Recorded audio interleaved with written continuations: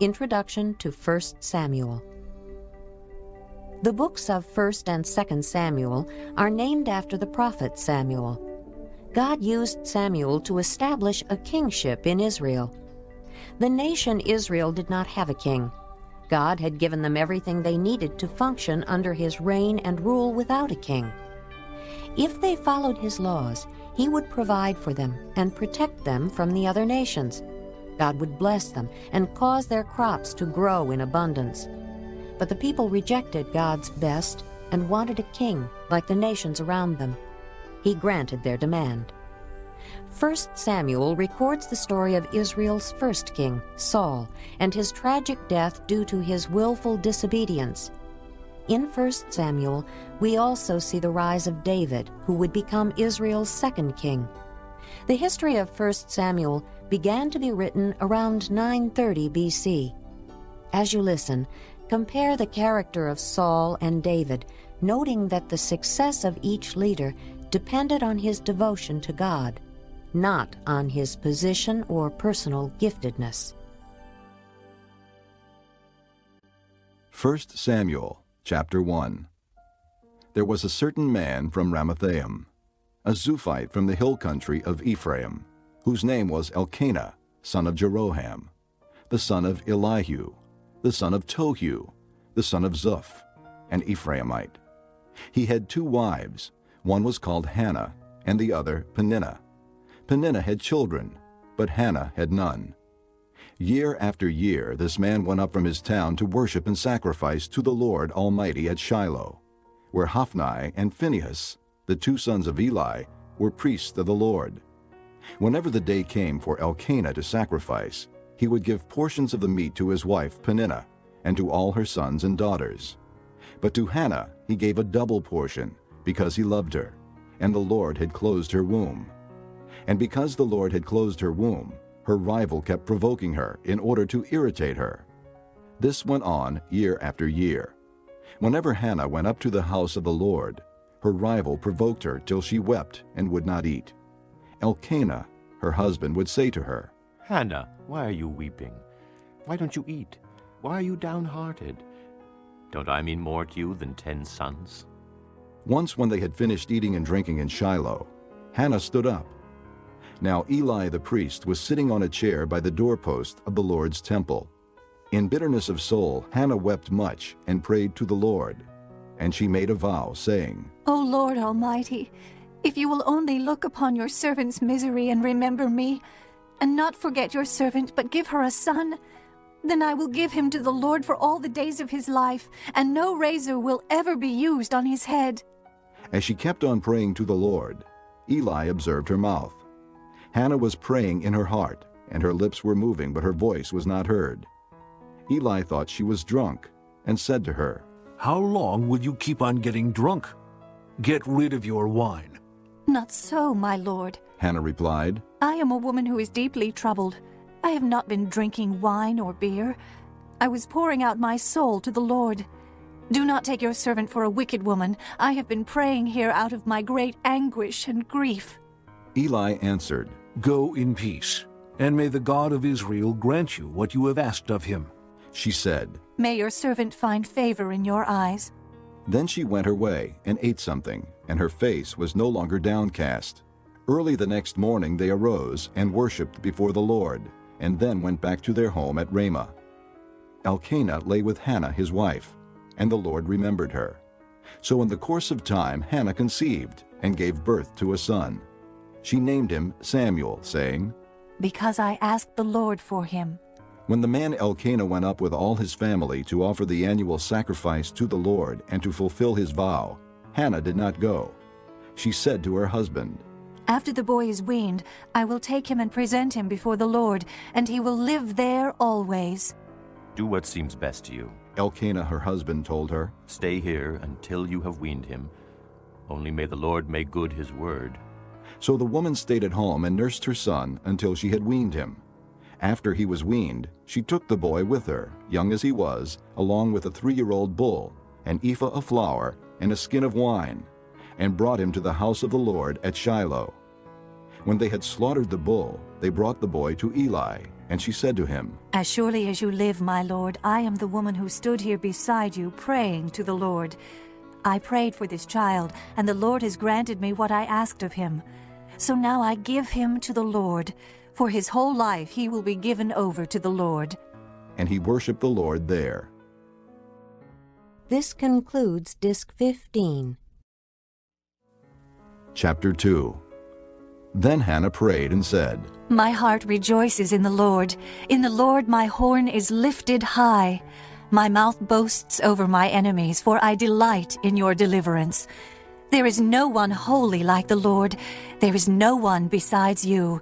There is no rock like our God. Do not keep talking so proudly, or let your mouth speak such arrogance. For the Lord is a God who knows, and by him deeds are weighed. The bows of the warriors are broken, but those who stumbled are armed with strength. Those who were full hire themselves out for food, but those who were hungry hunger no more. She who was barren has borne 7 children, but she who has had many sons pines away.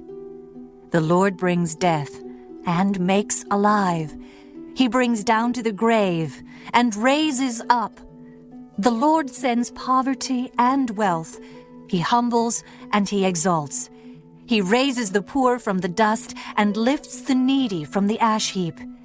He seats them with princes and has them inherit a throne of honor. For the foundations of the earth are the Lord's. Upon them he has set the world. He will guard the feet of his saints, but the wicked will be silenced in darkness. It is not by strength that one prevails. Those who oppose the Lord will be shattered. He will thunder against them from heaven. The Lord will judge the ends of the earth. He will give strength to his king and exalt the horn of his anointed. Then Elkanah went home to Ramah, but the boy ministered before the Lord under Eli the priest. Eli's sons were wicked men. They had no regard for the Lord. Now it was the practice of the priests with the people that whenever anyone offered a sacrifice, and while the meat was being boiled, the servant of the priest would come with a 3-pronged fork in his hand. He would plunge it into the pan or kettle or cauldron or pot, and the priest would take for himself whatever the fork brought up. This is how they treated all the Israelites who came to Shiloh. But even before the fat was burned, the servant of the priest would come and say to the man who was sacrificing, Give the priest some meat to roast. He won't accept boiled meat from you, but only raw. If the man said to him, Let the fat be burned up first, and then take whatever you want. the servant would then answer, No, hand it over now. If you don't, I'll take it by force. This sin of the young men was very great in the Lord's sight, for they were treating the Lord's offering with contempt. But Samuel was ministering before the Lord, a boy wearing a linen ephod. Each year his mother made him a little robe and took it to him when she went up with her husband to offer the annual sacrifice. Eli would bless Elkanah and his wife, saying, May the Lord give you children by this woman to take the place of the one she prayed for and gave to the Lord.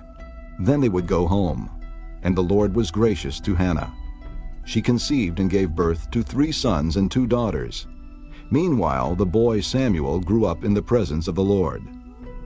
Now Eli, who was very old, heard about everything his sons were doing to all Israel, and how they slept with the women who served at the entrance to the tent of meeting. So he said to them, Why do you do such things? I hear from all the people about these wicked deeds of yours. No, my sons, it is not a good report that I hear spreading among the Lord's people. If a man sins against another man, God may mediate for him. But if a man sins against the Lord, who will intercede for him? His sons, however, did not listen to their father's rebuke, for it was the Lord's will to put them to death. And the boy Samuel continued to grow in stature and in favor with the Lord and with men. Now a man of God came to Eli and said to him, This is what the Lord says. Did I not clearly reveal myself to your father's house when they were in Egypt under Pharaoh? I chose your father out of all the tribes of Israel to be my priest, to go up to my altar, to burn incense, and to wear an ephod in my presence. I also gave your father's house all the offerings made with fire by the Israelites. Why do you scorn my sacrifice and offering that I prescribed for my dwelling? Why do you honor your sons more than me by fattening yourselves on the choice parts of every offering made by my people Israel? Therefore the Lord, the God of Israel, declares, I promised that your house and your father's house would minister before me forever. But now the Lord declares, Far be it from me, those who honor me I will honor, but those who despise me will be disdained. The time is coming when I will cut short your strength and the strength of your father's house, so that there will not be an old man in your family line, and you will see distress in my dwelling. Although good will be done to Israel, in your family line there will never be an old man. Every one of you that I do not cut off from my altar will be spared only to blind your eyes with tears and to grieve your heart, and all your descendants will die in the prime of life. And what happens to your 2 sons, Hophni and Phinehas, will be a sign to you. They will both die on the same day. I will raise up for myself a faithful priest, who will do according to what is in my heart and mind. I will firmly establish his house, and he will minister before my anointed one always. Then everyone left in your family line will come and bow down before him for a piece of silver and a crust of bread, and plead, Appoint me to some priestly office so I can have food to eat. Chapter 3. The boy Samuel ministered before the Lord under Eli. In those days the word of the Lord was rare. There were not many visions. One night Eli, whose eyes were becoming so weak that he could barely see, was lying down in his usual place. The lamp of God had not yet gone out, and Samuel was lying down in the temple of the Lord, where the ark of God was.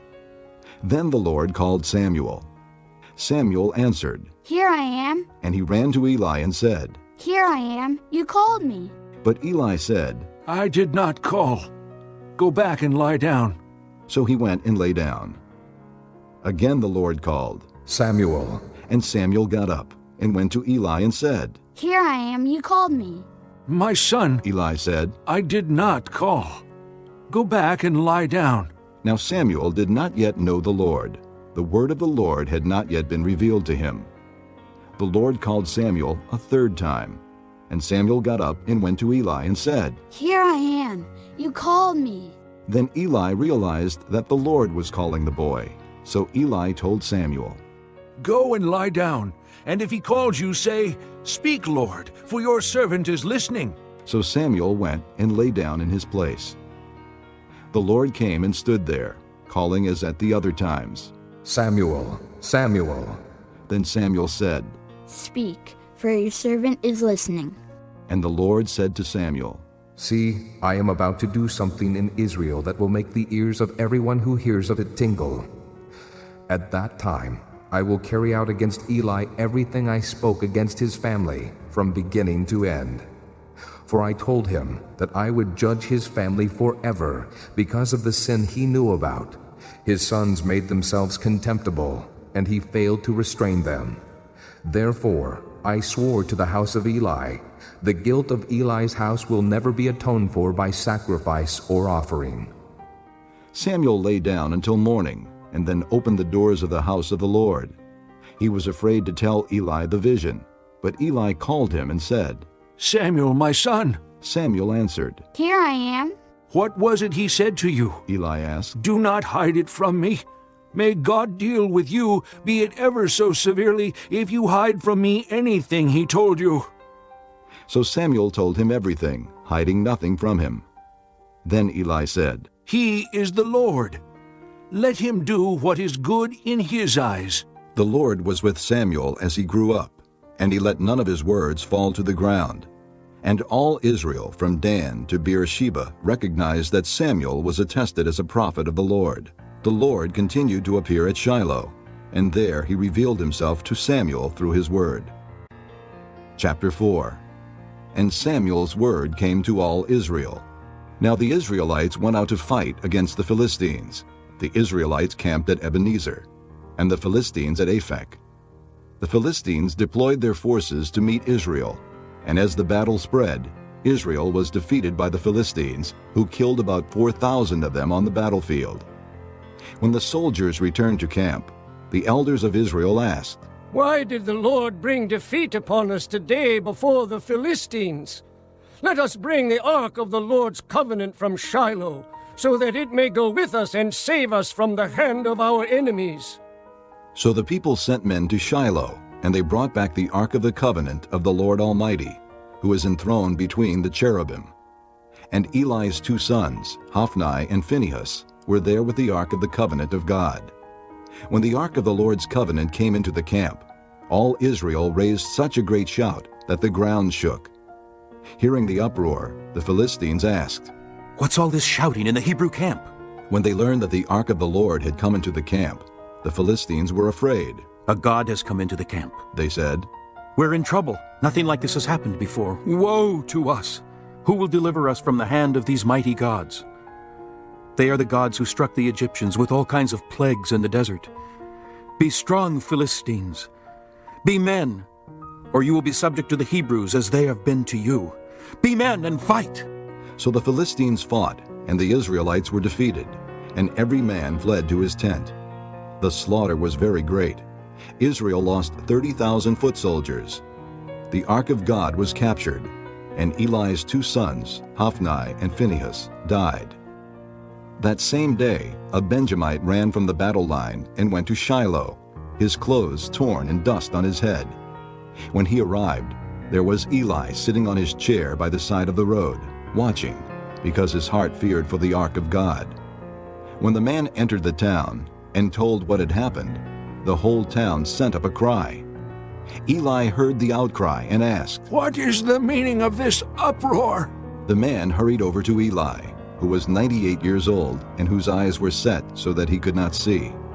He told Eli, "I've just come from the battle line. I fled from it this very day."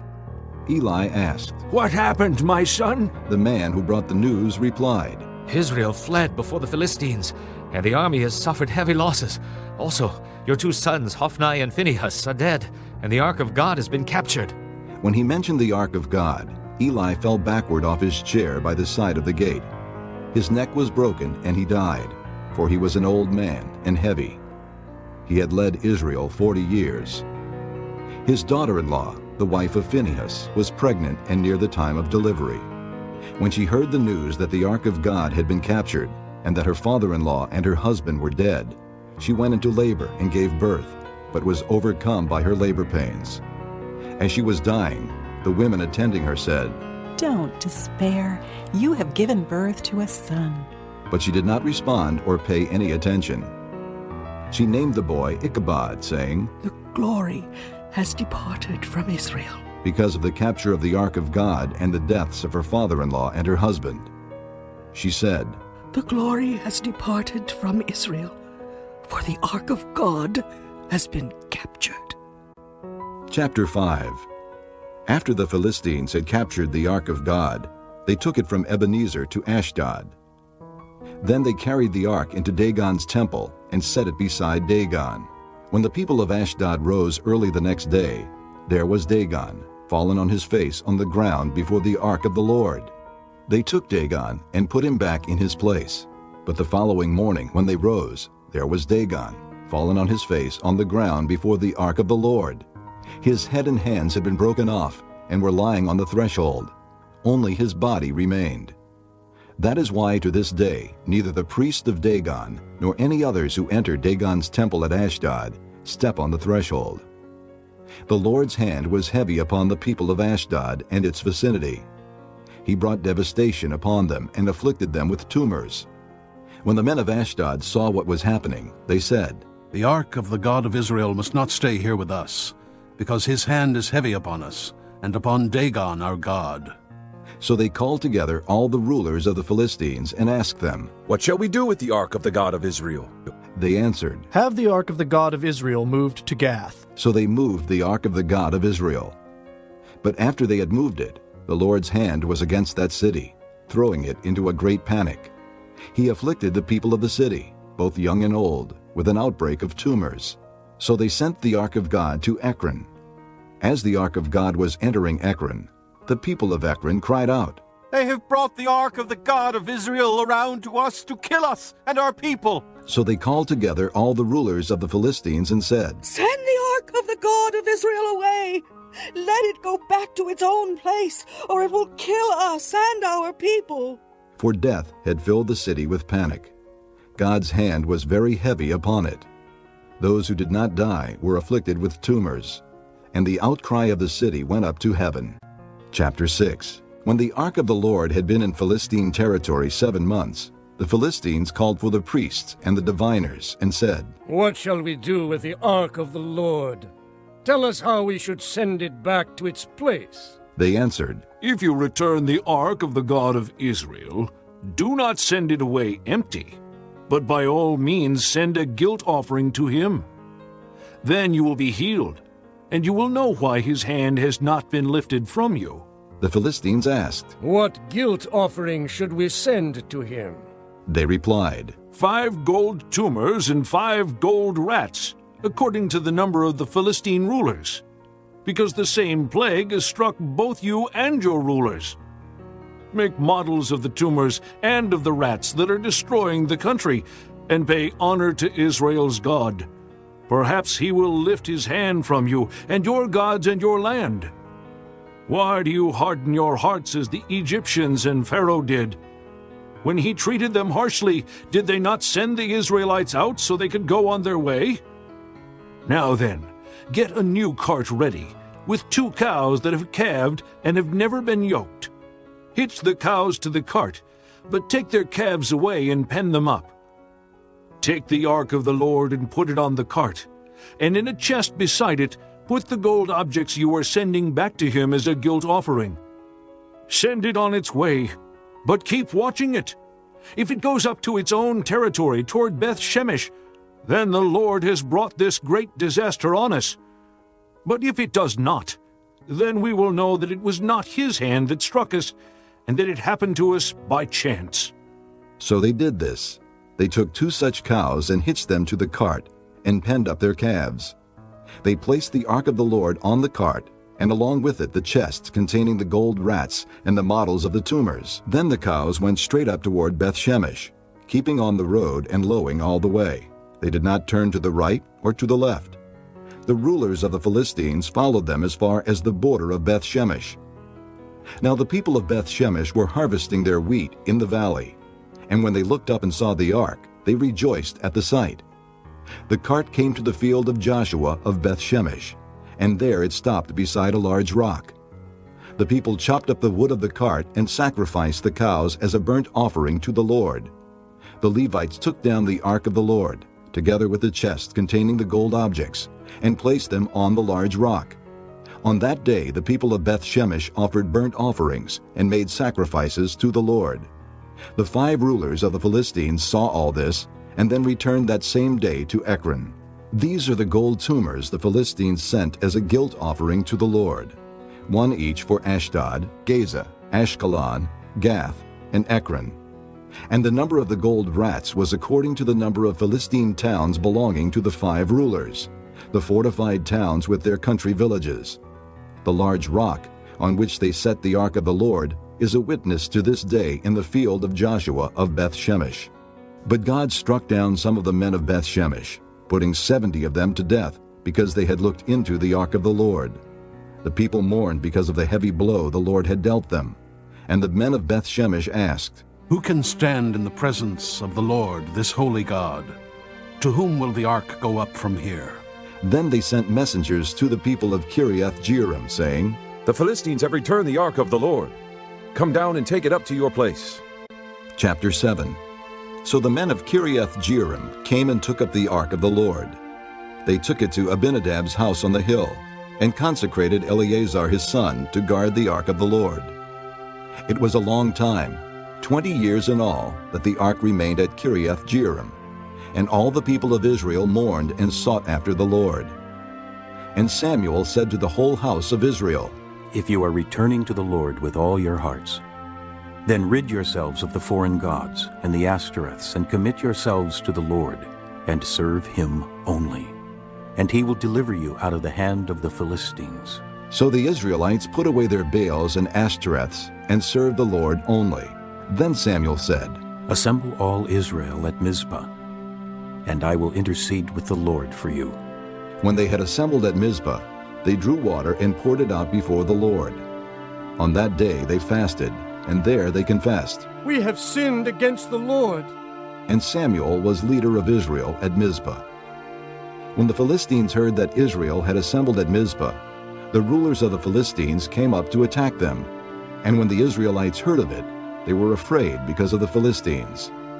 They said to Samuel, "Do not stop crying out to the Lord our God for us, that he may rescue us from the hand of the Philistines." Then Samuel took a suckling lamb and offered it up as a whole burnt offering to the Lord. He cried out to the Lord on Israel's behalf, and the Lord answered him. While Samuel was sacrificing the burnt offering, the Philistines drew near to engage Israel in battle. But that day the Lord thundered with loud thunder against the Philistines and threw them into such a panic that they were routed before the Israelites. The men of Israel rushed out of Mizpah and pursued the Philistines, slaughtering them along the way to a point below Beth-kar. Then Samuel took a stone and set it up between Mizpah and Shen. He named it Ebenezer, saying, "Thus far has the Lord helped us." So the Philistines were subdued and did not invade Israelite territory again. Throughout Samuel's lifetime, the hand of the Lord was against the Philistines.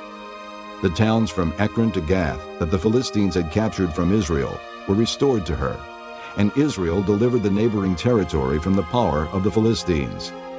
And there was peace between Israel and the Amorites. Samuel continued as judge over Israel all the days of his life. From year to year, he went on a circuit from Bethel to Gilgal to Mizpah, judging Israel in all those places. But he always went back to Ramah, where his home was, and there he also judged Israel. And he built an altar there to the Lord. Chapter 8. When Samuel grew old, he appointed his sons as judges for Israel. The name of his firstborn was Joel, and the name of his second was Abijah, and they served at Beersheba. But his sons did not walk in his ways. They turned aside after dishonest gain and accepted bribes and perverted justice. So all the elders of Israel gathered together and came to Samuel at Ramah. They said to him, "You are old, and your sons do not walk in your ways. Now appoint a king to lead us, such as all the other nations have." But when they said, "Give us a king to lead us," this displeased Samuel. So he prayed to the Lord. And the Lord told him, Listen to all that the people are saying to you. It is not you they have rejected, but they have rejected me as their king, as they have done from the day I brought them up out of Egypt until this day, forsaking me and serving other gods, so they are doing to you. Now listen to them, but warn them solemnly, and let them know what the king who will reign over them will do. Samuel told all the words of the Lord to the people who were asking him for a king. He said, "This is what the king who will reign over you will do. He will take your sons and make them serve with his chariots and horses, and they will run in front of his chariots. Some he will assign to be commanders of thousands, and commanders of 50s, and others to plow his ground and reap his harvest, and still others to make weapons of war and equipment for his chariots. He will take your daughters to be perfumers and cooks and bakers. He will take the best of your fields and vineyards and olive groves and give them to his attendants. He will take a tenth of your grain and of your vintage and give it to his officials and attendants. Your men servants and maidservants and the best of your cattle and donkeys he will take for his own use. He will take a tenth of your flocks, and you yourselves will become his slaves. When that day comes, you will cry out for relief from the king you have chosen, and the Lord will not answer you in that day." But the people refused to listen to Samuel. "No," they said, "we want a king over us. Then we will be like all the other nations, with a king to lead us and to go out before us and fight our battles." When Samuel heard all that the people said, he repeated it before the Lord. The Lord answered, "Listen to them, and give them a king." Then Samuel said to the men of Israel, "Everyone go back to his town." Chapter 9. There was a Benjamite, a man of standing, whose name was Kish, son of Abiel, the son of Zeror, the son of Bechorath, the son of Aphiah of Benjamin. He had a son named Saul, an impressive young man without equal among the Israelites, a head taller than any of the others. Now the donkeys belonging to Saul's father Kish were lost, and Kish said to his son Saul, "Take one of the servants with you, and go and look for the donkeys." So he passed through the hill country of Ephraim, and through the area around Shalisha, but they did not find them. They went on into the district of Shaalim, but the donkeys were not there. Then he passed through the territory of Benjamin, but they did not find them. When they reached the district of Zoph, Saul said to the servant who was with him, Come, let's go back, or my father will stop thinking about the donkeys and start worrying about us. But the servant replied, Look, in this town there is a man of God. He is highly respected, and everything he says comes true. Let's go there now. Perhaps he will tell us what way to take. Saul said to his servant, If we go, what can we give the man? The food in our sacks is gone. We have no gift to take to the man of God. What do we have? The servant answered him again. Look, he said, I have a quarter of a shekel of silver. I will give it to the man of God, so that he will tell us what way to take. Formerly in Israel, if a man went to inquire of God, he would say, Come, let us go to the seer, because the prophet of today used to be called a seer. Good, Saul said to his servant. Come, let's go. So they set out for the town where the man of God was. As they were going up the hill to the town, they met some girls coming out to draw water. And they asked them, Is the seer here? He is. They answered. He's ahead of you. Hurry now. He has just come to our town today, for the people have a sacrifice at the high place. As soon as you enter the town, you will find him before he goes up to the high place to eat. The people will not begin eating until he comes, because he must bless the sacrifice. Afterward, those who are invited will eat. Go up now. You should find him about this time. They went up to the town, and as they were entering it, there was Samuel, coming toward them on his way up to the high place. Now the day before Saul came, the Lord had revealed this to Samuel. About this time tomorrow, I will send you a man from the land of Benjamin. Anoint him leader over my people Israel. He will deliver my people from the hand of the Philistines. I have looked upon my people, for their cry has reached me. When Samuel caught sight of Saul, the Lord said to him, This is the man I spoke to you about. He will govern my people. Saul approached Samuel in the gateway and asked, Would you please tell me where the seer's house is? I am the seer, Samuel replied. Go up ahead of me to the high place, for today you are to eat with me. And in the morning I will let you go and will tell you all that is in your heart. As for the donkeys you lost 3 days ago, do not worry about them. They have been found. And to whom is all the desire of Israel turned? If not to you and all your father's family. Saul answered, But am I not a Benjamite from the smallest tribe of Israel? And is not my clan the least of all the clans of the tribe of Benjamin? Why do you say such a thing to me? Then Samuel brought Saul and his servant into the hall and seated them at the head of those who were invited, about 30 in number. Samuel said to the cook, Bring the piece of meat I gave you, the one I told you to lay aside. So the cook took up the leg with what was on it and set it in front of Saul. Samuel said, Here is what has been kept for you. Eat, because it was set aside for you for this occasion, from the time I said, I have invited guests. And Saul dined with Samuel that day. After they came down from the high place to the town, Samuel talked with Saul on the roof of his house. They rose about daybreak, and Samuel called to Saul on the roof. Get ready, and I will send you on your way. When Saul got ready, he and Samuel went outside together. As they were going down to the edge of the town, Samuel said to Saul, Tell the servant to go on ahead of us. And the servant did so. But you stay here a while, so that I may give you a message from God. Chapter 10. Then Samuel took a flask of oil and poured it on Saul's head and kissed him, saying, Has not the Lord anointed you leader over his inheritance? When you leave me today, you will meet 2 men near Rachel's tomb at Zelzah, on the border of Benjamin. They will say to you, The donkeys you set out to look for have been found, and now your father has stopped thinking about them and is worried about you. He is asking, What shall I do about my son?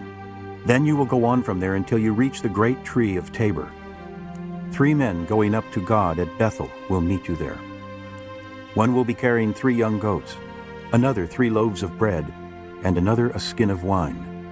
They will greet you and offer you 2 loaves of bread, which you will accept from them. After that you will go to Gibeah of God, where there is a Philistine outpost. As you approach the town, you will meet a procession of prophets coming down from the high place, with lyres, tambourines, flutes, and harps being played before them. And they will be prophesying. The Spirit of the Lord will come upon you in power, and you will prophesy with them, and you will be changed into a different person. Once these signs are fulfilled, do whatever your hand finds to do, for God is with you. Go down ahead of me to Gilgal. I will surely come down to you to sacrifice burnt offerings and fellowship offerings. But you must wait 7 days until I come to you and tell you what you are to do." As Saul turned to leave Samuel, God changed Saul's heart, and all these signs were fulfilled that day. When they arrived at Gibeah, a procession of prophets met him. The Spirit of God came upon him in power, and he joined in their prophesying. When all those who had formerly known him saw him prophesying with the prophets, they asked each other, "What is this that has happened to the son of Kish? Is Saul also among the prophets?" A man who lived there answered, "And who is their father?" So it became a saying, "Is Saul also among the prophets?" After Saul stopped prophesying, he went to the high place. Now Saul's uncle asked him and his servant, "Where have you been?" "Looking for the donkeys," he said. "But when we saw they were not to be found, we went to Samuel." Saul's uncle said, "Tell me what Samuel said to you." Saul replied, "He assured us that the donkeys had been found." But he did not tell his uncle what Samuel had said about the kingship. Samuel summoned the people of Israel to the Lord at Mizpah and said to them, "This is what the Lord, the God of Israel, says. I brought Israel up out of Egypt, and I delivered you from the power of Egypt and all the kingdoms that oppressed you. But you have now rejected your God, who saves you out of all your calamities and distresses. And you have said, 'No, set a king over us.' So now present yourselves before the Lord by your tribes and clans." When Samuel brought all the tribes of Israel near, the tribe of Benjamin was chosen. Then he brought forward the tribe of Benjamin, clan by clan, and Matri's clan was chosen. Finally, Saul, son of Kish, was chosen. But when they looked for him, he was not to be found. So they inquired further of the Lord. "Has the man come here yet?" And the Lord said, "Yes, he has hidden himself among the baggage." They ran and brought him out. And as he stood among the people, he was a head taller than any of the others. Samuel said to all the people, "Do you see the man the Lord has chosen? There is no one like him among all the people." Then the people shouted, "Long live the king!" Samuel explained to the people the regulations of the kingship.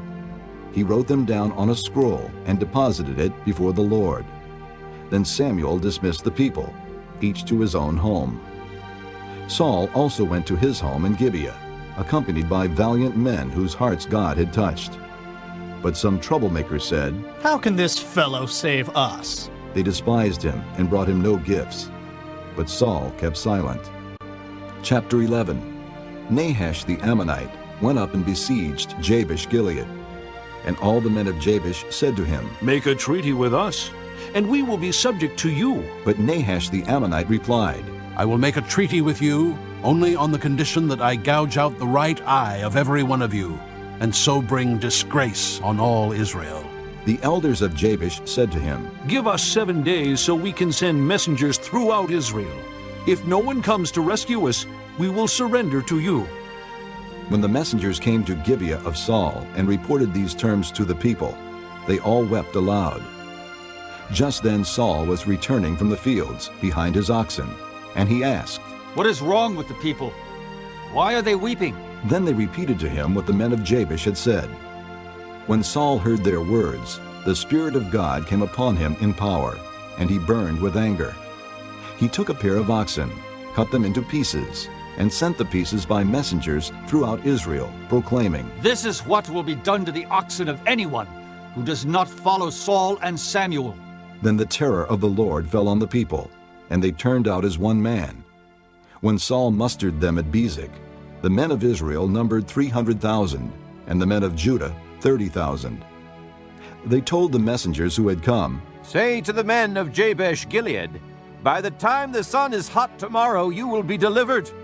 When the messengers went and reported this to the men of Jabesh, they were elated. They said to the Ammonites, "Tomorrow we will surrender to you, and you can do to us whatever seems good to you." The next day, Saul separated his men into 3 divisions. During the last watch of the night, they broke into the camp of the Ammonites and slaughtered them until the heat of the day. Those who survived were scattered, so that no two of them were left together. The people then said to Samuel, "Who was it that asked, 'Shall Saul reign over us?' Bring these men to us, and we will put them to death." But Saul said, "No one shall be put to death today, for this day the Lord has rescued Israel." Then Samuel said to the people, "Come, let us go to Gilgal, and there reaffirm the kingship." So all the people went to Gilgal and confirmed Saul as king in the presence of the Lord. There they sacrificed fellowship offerings before the Lord, and Saul and all the Israelites held a great celebration. Chapter 12. Samuel said to all Israel, "I have listened to everything you said to me, and have set a king over you. Now you have a king as your leader. As for me, I am old and gray, and my sons are here with you. I have been your leader from my youth until this day. Here I stand. Testify against me in the presence of the Lord and his anointed. Whose ox have I taken? Whose donkey have I taken? Whom have I cheated? Whom have I oppressed? From whose hand have I accepted a bribe to make me shut my eyes? If I have done any of these, I will make it right." "You have not cheated or oppressed us," they replied. "You have not taken anything from anyone's hand." Samuel said to them, "The Lord is witness against you, and also his anointed is witness this day, that you have not found anything in my hand." "He is witness," they said. Then Samuel said to the people, "It is the Lord who appointed Moses and Aaron, and brought your forefathers up out of Egypt. Now then, stand here, because I am going to confront you with evidence before the Lord as to all the righteous acts performed by the Lord for you and your fathers." After Jacob entered Egypt, they cried to the Lord for help, and the Lord sent Moses and Aaron, who brought your forefathers out of Egypt and settled them in this place. But they forgot the Lord their God. So he sold them into the hand of Sisera, the commander of the army of Hazor, and into the hands of the Philistines, and the king of Moab, who fought against them. They cried out to the Lord and said, "We have sinned. We have forsaken the Lord and served the Baals and the Ashtoreths. But now, deliver us from the hands of our enemies, and we will serve you." Then the Lord sent Jerubbaal, Barak, Jephthah, and Samuel, and he delivered you from the hands of your enemies on every side, so that you lived securely.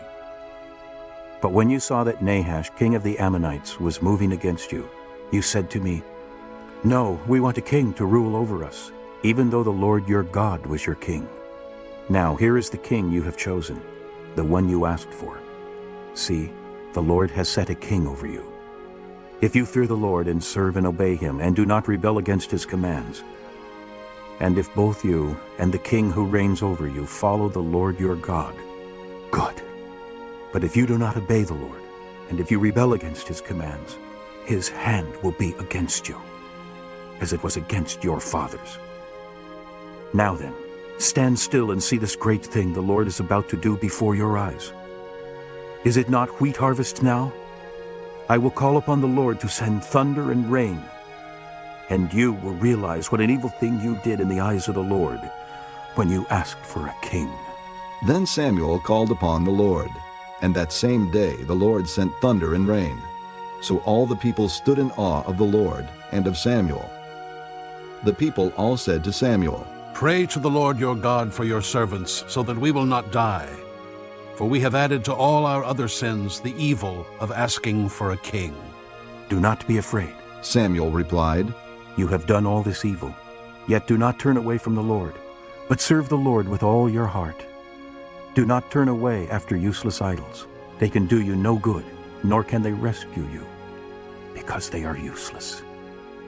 For the sake of his great name, the Lord will not reject his people, because the Lord was pleased to make you his own. As for me, far be it from me that I should sin against the Lord by failing to pray for you. And I will teach you the way that is good and right. But be sure to fear the Lord, and to serve him faithfully with all your heart. Consider what great things he has done for you.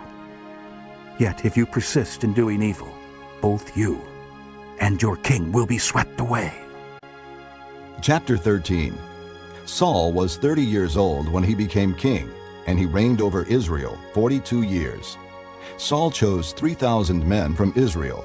2,000 were with him at Michmash and in the hill country of Bethel, and 1,000 were with Jonathan at Gibeah in Benjamin. The rest of the men he sent back to their homes. Jonathan attacked the Philistine outpost at Geba, and the Philistines heard about it. Then Saul had the trumpet blown throughout the land and said, "Let the Hebrews hear!" So all Israel heard the news. Saul has attacked the Philistine outpost, and now Israel has become a stench to the Philistines. And the people were summoned to join Saul at Gilgal. The Philistines assembled to fight Israel, with 3,000 chariots, 6,000 charioteers, and soldiers as numerous as the sand on the seashore. They went up and camped at Michmash, east of Bethaven. When the men of Israel saw that their situation was critical and that their army was hard-pressed, they hid in caves and thickets, among the rocks, and in pits and cisterns. Some Hebrews even crossed the Jordan to the land of Gad and Gilead. Saul remained at Gilgal, and all the troops with him were quaking with fear. He waited 7 days, the time set by Samuel. But Samuel did not come to Gilgal, and Saul's men began to scatter. So he said, "Bring me the burnt offering and the fellowship offerings." And Saul offered up the burnt offering. Just as he finished making the offering, Samuel arrived, and Saul went out to greet him. "What have you done?" asked Samuel. Saul replied, "When I saw that the men were scattering, and that you did not come at the set time, and that the Philistines were assembling at Michmash, I thought, now the Philistines will come down against me at Gilgal, and I have not sought the Lord's favor. So I felt compelled to offer the burnt offering." "You acted foolishly," Samuel said. "You have not kept the command the Lord your God gave you. If you had, he would have established your kingdom over Israel for all time. But now your kingdom will not endure. The Lord has sought out a man after his own heart and appointed him leader of his people, because you have not kept the Lord's command." Then Samuel left Gilgal and went up to Gibeah in Benjamin, and Saul counted the men who were with him. They numbered about 600. Saul and his son Jonathan and the men with them were staying in Gibeah in Benjamin, while the Philistines camped at Michmash. Raiding parties went out from the Philistine camp in 3 detachments. One turned toward Ophrah in the vicinity of Shul, another toward Beth-horon, and the third toward the borderland overlooking the valley of Zeboim, facing the desert. Not a blacksmith could be found in the whole land of Israel, because the Philistines had said, "Otherwise the Hebrews will make swords or spears." So all Israel went down to the Philistines to have their plowshares, mattocks, axes, and sickles sharpened. The price was 2/3 of a shekel for sharpening plowshares and mattocks, and 1/3 of a shekel for sharpening forks and axes and for repointing goads. So on the day of the battle, not a soldier with Saul and Jonathan had a sword or spear in his hand. Only Saul and his son Jonathan had them. Now a detachment of Philistines had gone out to the pass at Michmash. Chapter 14. One day, Jonathan, son of Saul, said to the young man bearing his armor, "Come, let's go over to the Philistine outpost on the other side." But he did not tell his father. Saul was staying on the outskirts of Gibeah under a pomegranate tree in Migron. With him were about 600 men, among whom was Ahijah, who was wearing an ephod. He was a son of Ichabod's brother Ahitub, son of Phinehas, the son of Eli, the Lord's priest in Shiloh. No one was aware that Jonathan had left. On each side of the pass that Jonathan intended to cross to reach the Philistine outpost was a cliff. One was called Bozez, and the other Sina. One cliff stood to the north toward Michmash, the other to the south toward Geba. Jonathan said to his young armor-bearer, "Come, let's go over to the outpost of those uncircumcised fellows. Perhaps the Lord will act in our behalf. Nothing can hinder the Lord from saving, whether by many or by few." "Do all that you have in mind," his armor-bearer said. "Go ahead. I am with you, heart and soul." Jonathan said, "Come then. We will cross over toward the men and let them see us. If they say to us, 'Wait there until we come to you,' we will stay where we are and not go up to them. But if they say, 'Come up to us,' we will climb up, because that will be our sign that the Lord has given them into our hands." So both of them showed themselves to the Philistine outpost. "Look," said the Philistines. "the Hebrews are crawling out of the holes they were hiding in." The men of the outpost shouted to Jonathan and his armor-bearer, "Come up to us, and we'll teach you a lesson." So Jonathan said to his armor-bearer, "Climb up after me. The Lord has given them into the hand of Israel." Jonathan climbed up, using his hands and feet, with his armor-bearer right behind him. The Philistines fell before Jonathan, and his armor-bearer followed and killed behind him. In that first attack, Jonathan and his armor-bearer killed some 20 men in an area of about half an acre. Then panic struck the whole army, those in the camp and field, and those in the outposts and raiding parties, and the ground shook. It was a panic sent by God. Saul's lookouts at Gibeah in Benjamin saw the army melting away in all directions. Then Saul said to the men who were with him, "Muster the forces and see who has left us." When they did, it was Jonathan and his armor-bearer who were not there. Saul said to Ahijah, "Bring the ark of God." At that time it was with the Israelites. While Saul was talking to the priest, the tumult in the Philistine camp increased more and more. So Saul said to the priest, "Withdraw your hand." Then Saul and all his men assembled and went to the battle. They found the Philistines in total confusion, striking each other with their swords. Those Hebrews who had previously been with the Philistines and had gone up with them to their camp went over to the Israelites who were with Saul and Jonathan. When all the Israelites who had hidden in the hill country of Ephraim heard that the Philistines were on the run, they joined the battle in hot pursuit. So the Lord rescued Israel that day, and the battle moved on beyond Beth-aven. Now the men of Israel were in distress that day, because Saul had bound the people under an oath, saying, "Cursed be any man who eats food before evening comes, before I have avenged myself on my enemies." So none of the troops tasted food. The entire army entered the woods, and there was honey on the ground. When they went into the woods, they saw the honey oozing out, yet no one put his hand to his mouth, because they feared the oath. But Jonathan had not heard that his father had bound the people with the oath. So he reached out the end of the staff that was in his hand and dipped it into the honeycomb. He raised his hand to his mouth, and his eyes brightened.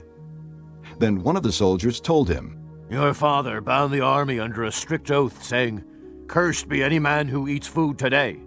That is why the men are faint." Jonathan said, "My father has made trouble for the country. See how my eyes brightened when I tasted a little of this honey. How much better it would have been if the men had eaten today some of the plunder they took from their enemies. Would not the slaughter of the Philistines have been even greater?" That day, after the Israelites had struck down the Philistines from Michmash to Aijalon, they were exhausted. They pounced on the plunder, and taking sheep, cattle, and calves, they butchered them on the ground and ate them, together with the blood. Then someone said to Saul, "Look, the men are sinning against the Lord by eating meat that has blood in it." "You have broken faith," he said. "Roll a large stone over here at once." Then he said, "Go out among the men and tell them, 'Each of you bring me your cattle and sheep, and slaughter them here and eat them. Do not sin against the Lord by eating meat with blood still in it.'" So everyone brought his ox that night and slaughtered it there. Then Saul built an altar to the Lord. It was the first time he had done this. Saul said, "Let us go down after the Philistines by night and plunder them till dawn, and let us not leave one of them alive." "Do whatever seems best to you," they replied. But the priest said, "Let us inquire of God here." So Saul asked God, "Shall I go down after the Philistines? Will you give them into Israel's hand?" But God did not answer him that day. Saul therefore said, "Come here, all you who are leaders of the army, and let us find out what sin has been committed today. As surely as the Lord who rescues Israel lives, even if it lies with my son Jonathan, he must die." But not one of the men said a word. Saul then said to all the Israelites, "You stand over there. I and Jonathan my son will stand over here." "Do what seems best to you," the men replied. Then Saul prayed to the Lord, the God of Israel, "Give me the right answer." And Jonathan and Saul were taken by lot, and the men were cleared. Saul said, "Cast the lot between me and Jonathan my son." And Jonathan was taken. Then Saul said to Jonathan, "Tell me what you have done." So Jonathan told him, "I merely tasted a little honey with the end of my staff, and now must I die?" Saul said, "May God deal with me, be it ever so severely, if you do not die, Jonathan." But the men said to Saul, "Should Jonathan die, he who has brought about this great deliverance in Israel? Never. As surely as the Lord lives, not a hair of his head will fall to the ground, for he did this today with God's help." So the men rescued Jonathan, and he was not put to death. Then Saul stopped pursuing the Philistines, and they withdrew to their own land. After Saul had assumed rule over Israel, he fought against their enemies on every side: Moab, the Ammonites, Edom, the kings of Zobah, and the Philistines. Wherever he turned, he inflicted punishment on them. He fought valiantly and defeated the Amalekites, delivering Israel from the hands of those who had plundered them. Saul's sons were Jonathan, Ishvi, and Malchishua. The name of his older daughter was Merab, and that of the younger was Michal. His wife's name was Ahinoam, daughter of Ahimaaz. The name of the commander of Saul's army was Abner, son of Ner, and Ner was Saul's uncle.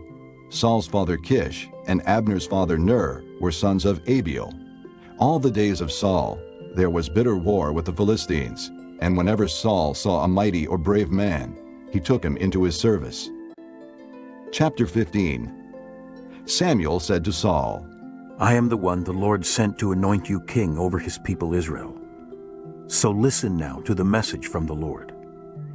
This is what the Lord Almighty says. I will punish the Amalekites for what they did to Israel when they waylaid them as they came up from Egypt. Now go, attack the Amalekites and totally destroy everything that belongs to them. Do not spare them. Put to death men and women, children and infants, cattle and sheep, camels and donkeys." So Saul summoned the men and mustered them at Telaim, 200,000 foot soldiers and 10,000 men from Judah. Saul went to the city of Amalek and set an ambush in the ravine. Then he said to the Kenites, "Go away, leave the Amalekites, so that I do not destroy you along with them. For you showed kindness to all the Israelites when they came up out of Egypt." So the Kenites moved away from the Amalekites. Then Saul attacked the Amalekites all the way from Havilah to Shur, to the east of Egypt. He took Agag, king of the Amalekites, alive, and all his people he totally destroyed with the sword. But Saul and the army spared Agag and the best of the sheep and cattle, the fat calves and lambs, everything that was good. These they were unwilling to destroy completely, but everything that was despised and weak they totally destroyed. Then the word of the Lord came to Samuel. "I am grieved that I have made Saul king, because he has turned away from me and has not carried out my instructions." Samuel was troubled, and he cried out to the Lord all that night. Early in the morning Samuel got up and went to meet Saul, but he was told, "Saul has gone to Carmel. There he has set up a monument in his own honor, and has turned and gone on down to Gilgal." When Samuel reached him, Saul said, "The Lord bless you. I have carried out the Lord's instructions." But Samuel said, "What then is this bleating of sheep in my ears? What is this lowing of cattle that I hear?"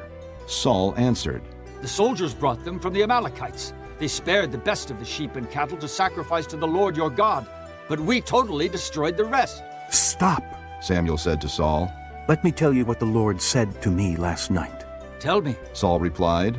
Samuel said, "Although you were once small in your own eyes, did you not become the head of the tribes of Israel?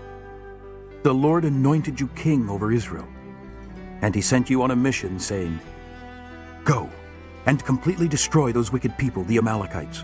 Make war on them until you have wiped them out.' Why did you not obey the Lord? Why did you pounce on the plunder and do evil in the eyes of the Lord?" "But I did obey the Lord," Saul said. "I went on the mission the Lord assigned me. I completely destroyed the Amalekites and brought back Agag, their king. The soldiers took sheep and cattle from the plunder, the best of what was devoted to God, in order to sacrifice them to the Lord your God at Gilgal." But Samuel replied, "Does the Lord delight in burnt offerings and sacrifices as much as in obeying the voice of the Lord? To obey is better than sacrifice, and to heed is better than the fat of rams. For rebellion is like the sin of divination, and arrogance like the evil of idolatry. Because you have rejected the word of the Lord, he has rejected you as king." Then Saul said to Samuel, I have sinned. I violated the Lord's command and your instructions. I was afraid of the people, and so I gave in to them. Now I beg you, forgive my sin, and come back with me, so that I may worship the Lord. But Samuel said to him, I will not go back with you. You have rejected the word of the Lord, and the Lord has rejected you as king over Israel.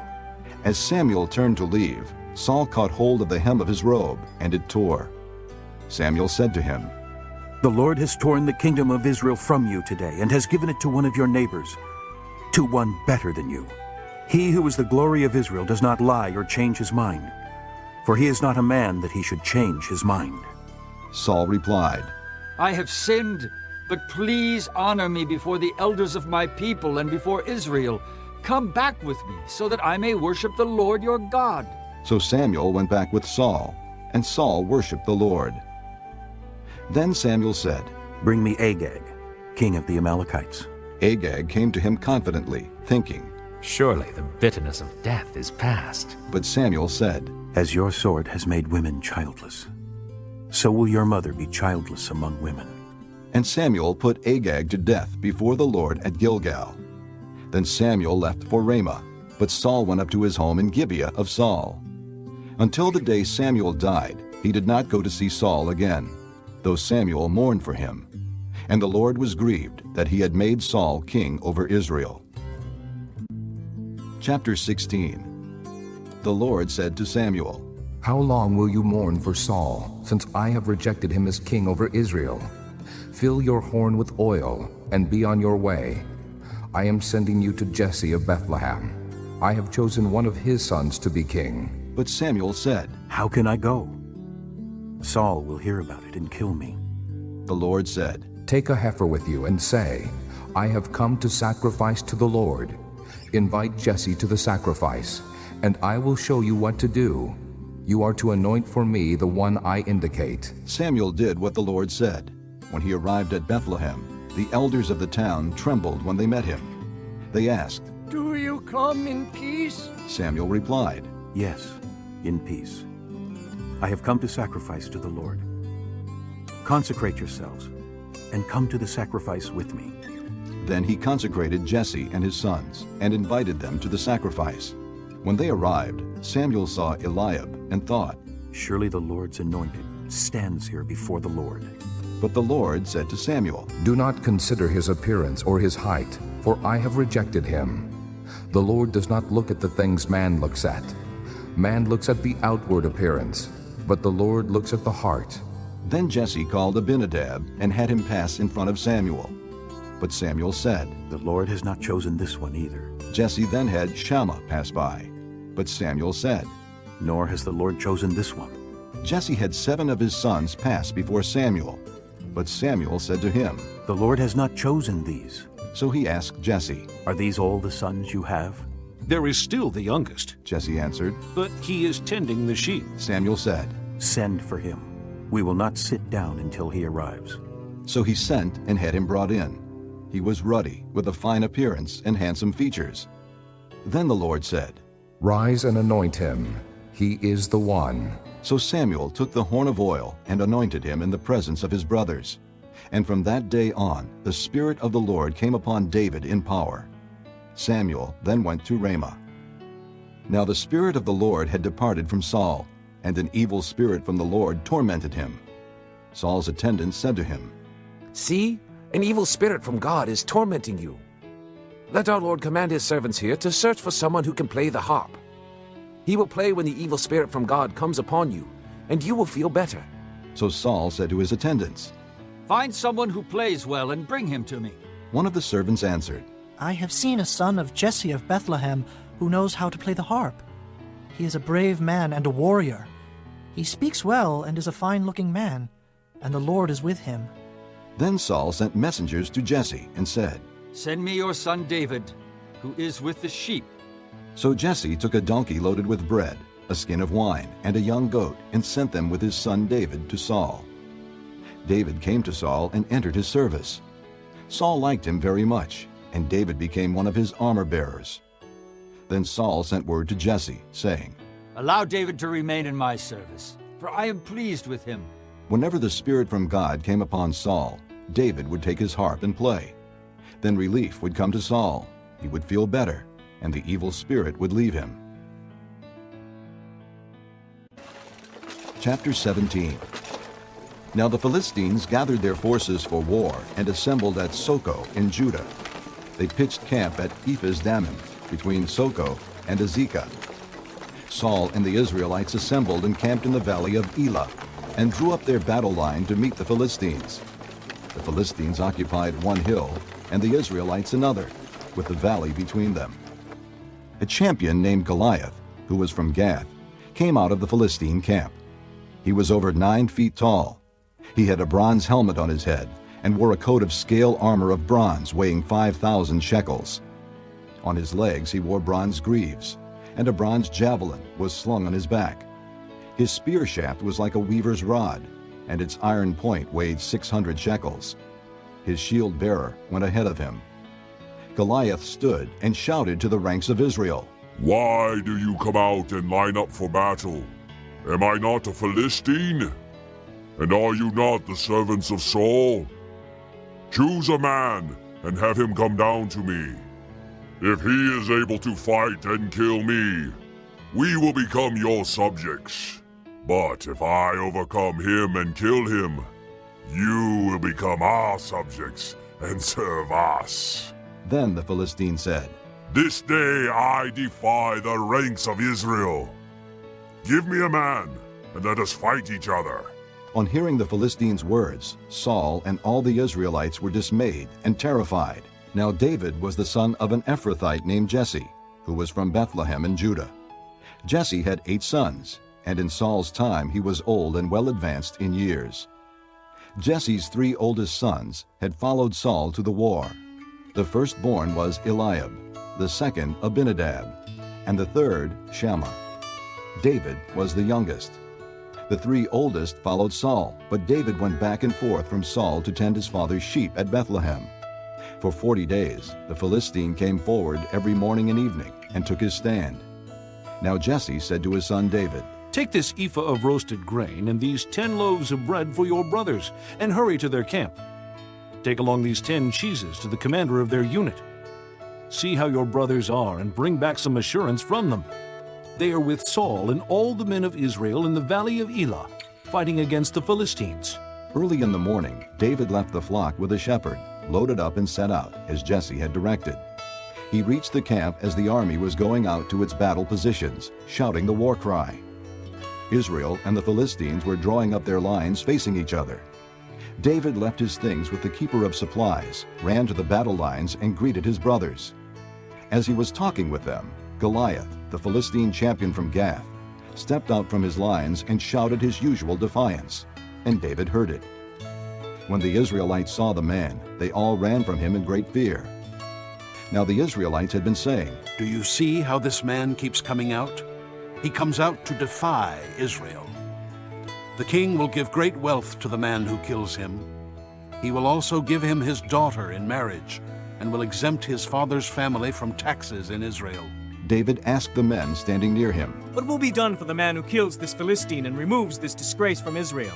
Who is this uncircumcised Philistine, that he should defy the armies of the living God?" They repeated to him what they had been saying, and told him, "This is what will be done for the man who kills him." When Eliab, David's oldest brother, heard him speaking with the men, he burned with anger at him and asked, "Why have you come down here? And with whom did you leave those few sheep in the desert? I know how conceited you are, and how wicked your heart is. You came down only to watch the battle." "Now what have I done?" said David. "Can't I even speak?" He then turned away to someone else and brought up the same matter, and the men answered him as before. What David said was overheard and reported to Saul, and Saul sent for him.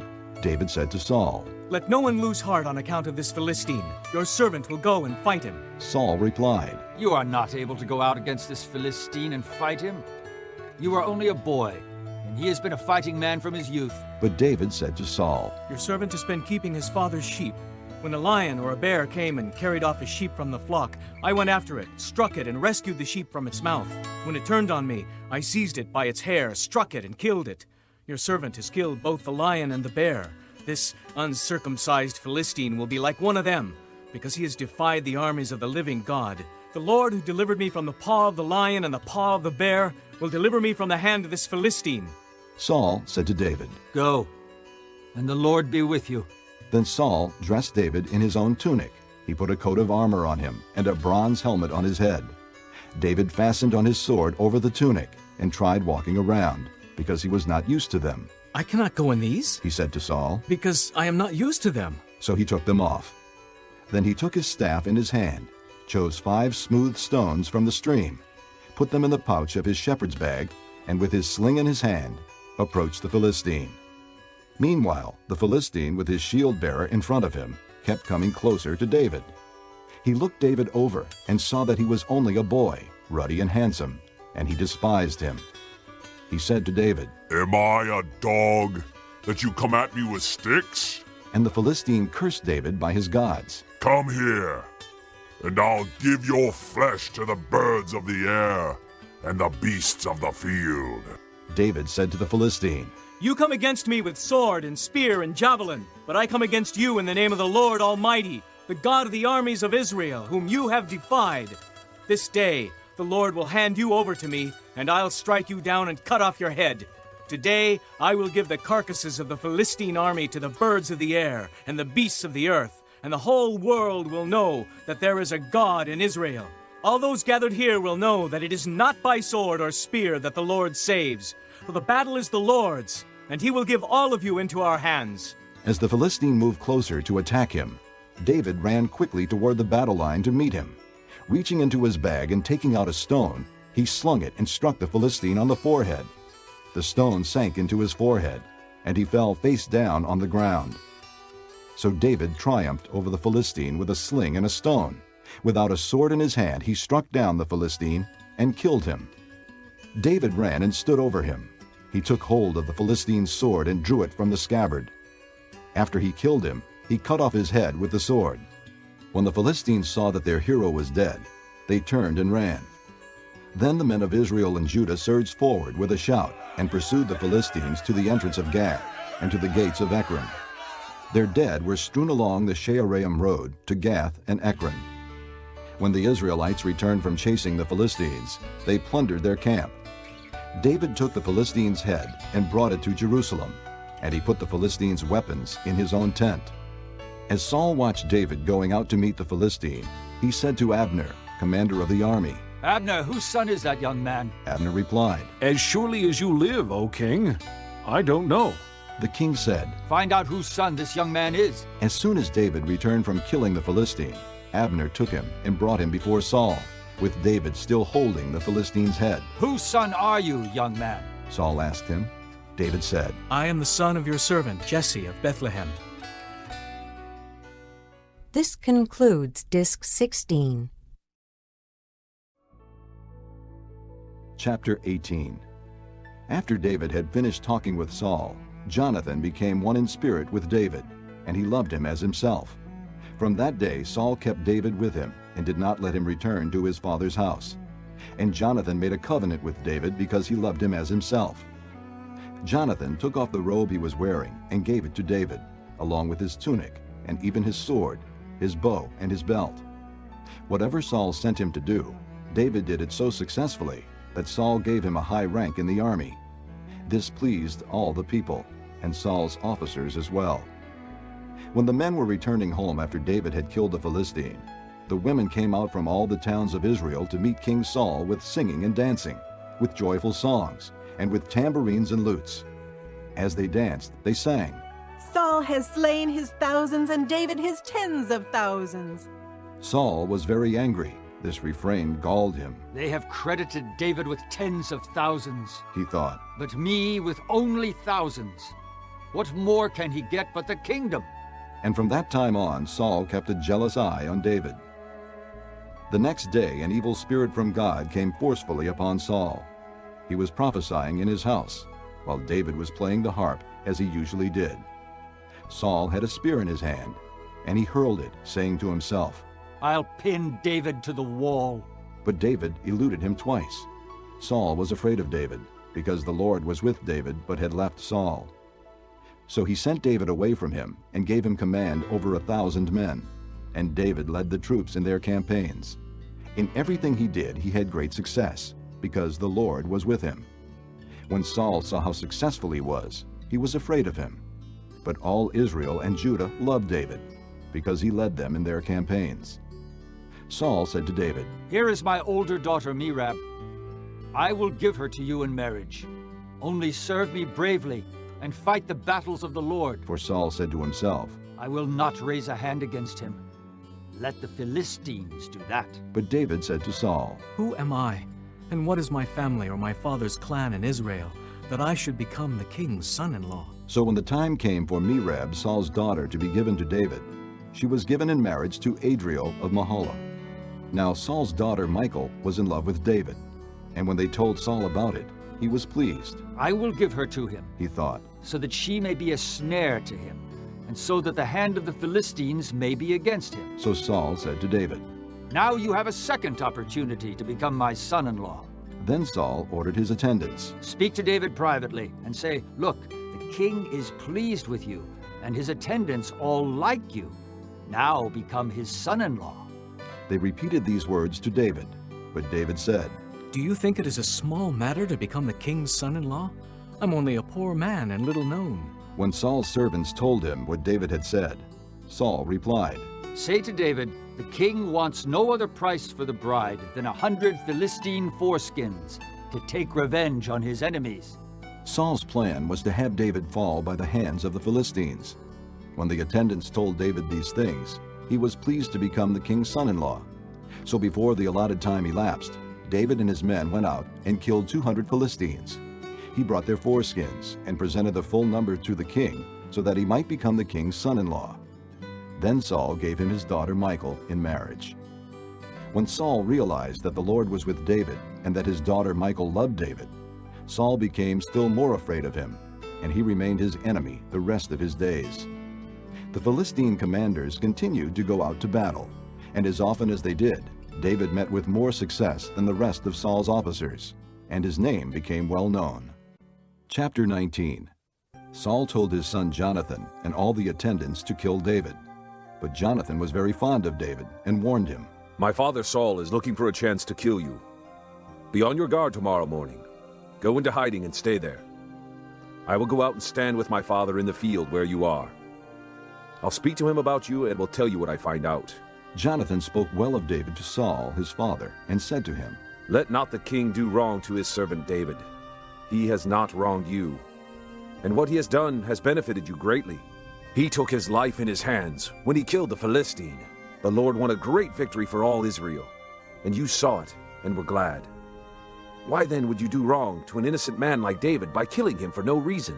Saul listened to Jonathan and took this oath, "As surely as the Lord lives, David will not be put to death." So Jonathan called David and told him the whole conversation.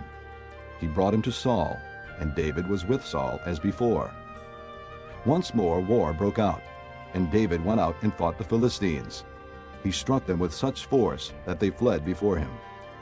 But an evil spirit from the Lord came upon Saul as he was sitting in his house with his spear in his hand.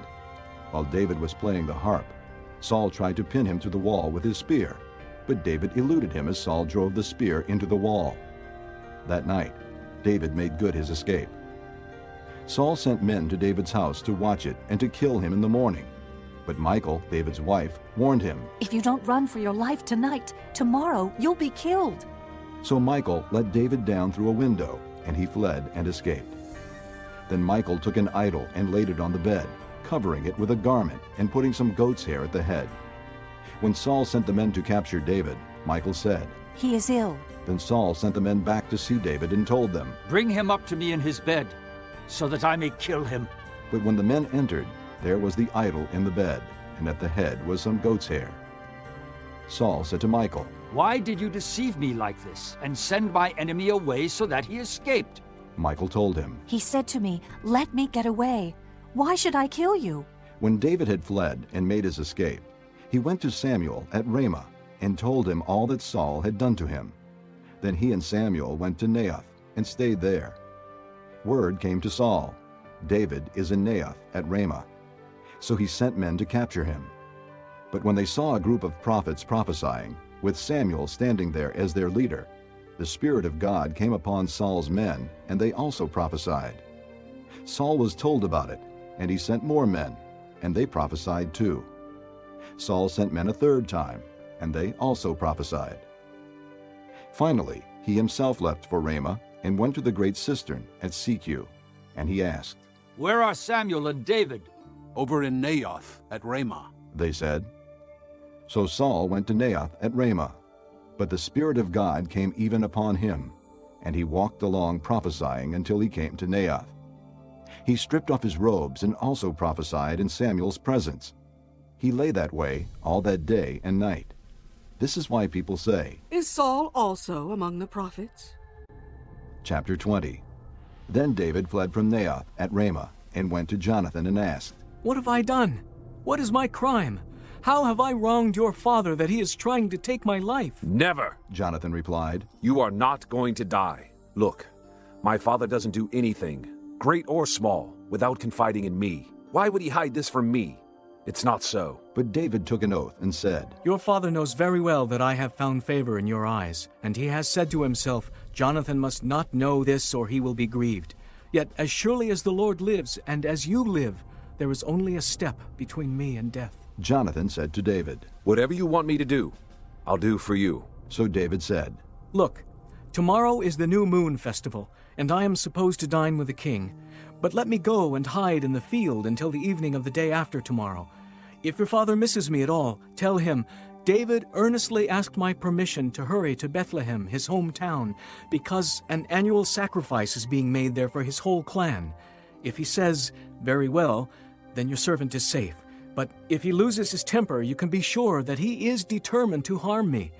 As for you, show kindness to your servant, for you have brought him into a covenant with you before the Lord. If I am guilty, then kill me yourself.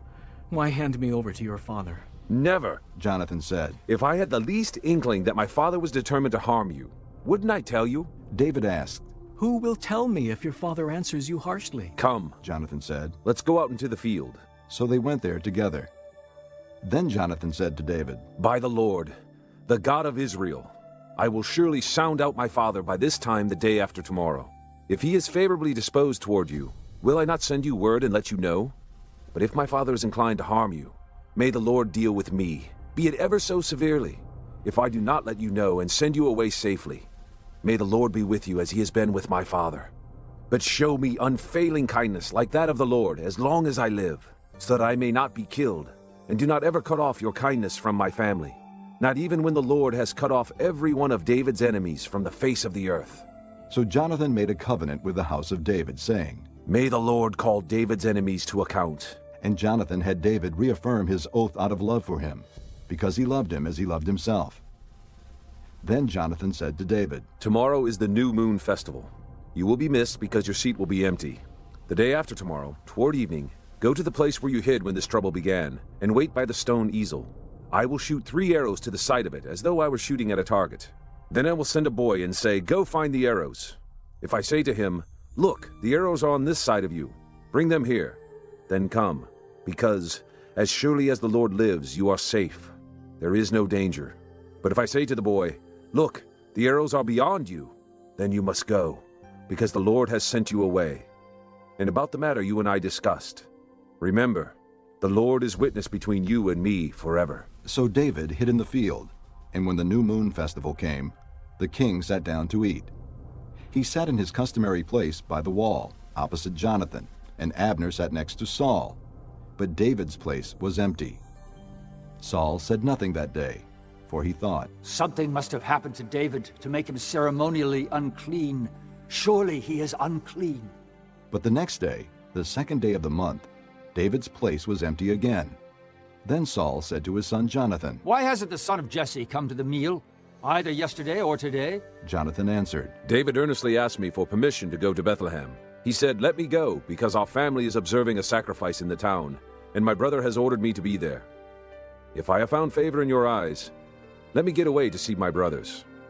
That is why he has not come to the king's table." Saul's anger flared up at Jonathan, and he said to him, You son of a perverse and rebellious woman!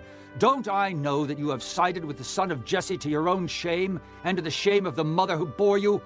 As long as the son of Jesse lives on this earth, neither you nor your kingdom will be established. Now send and bring him to me, for he must die. Why should he be put to death? What has he done? Jonathan asked his father. But Saul hurled his spear at him to kill him. Then Jonathan knew that his father intended to kill David.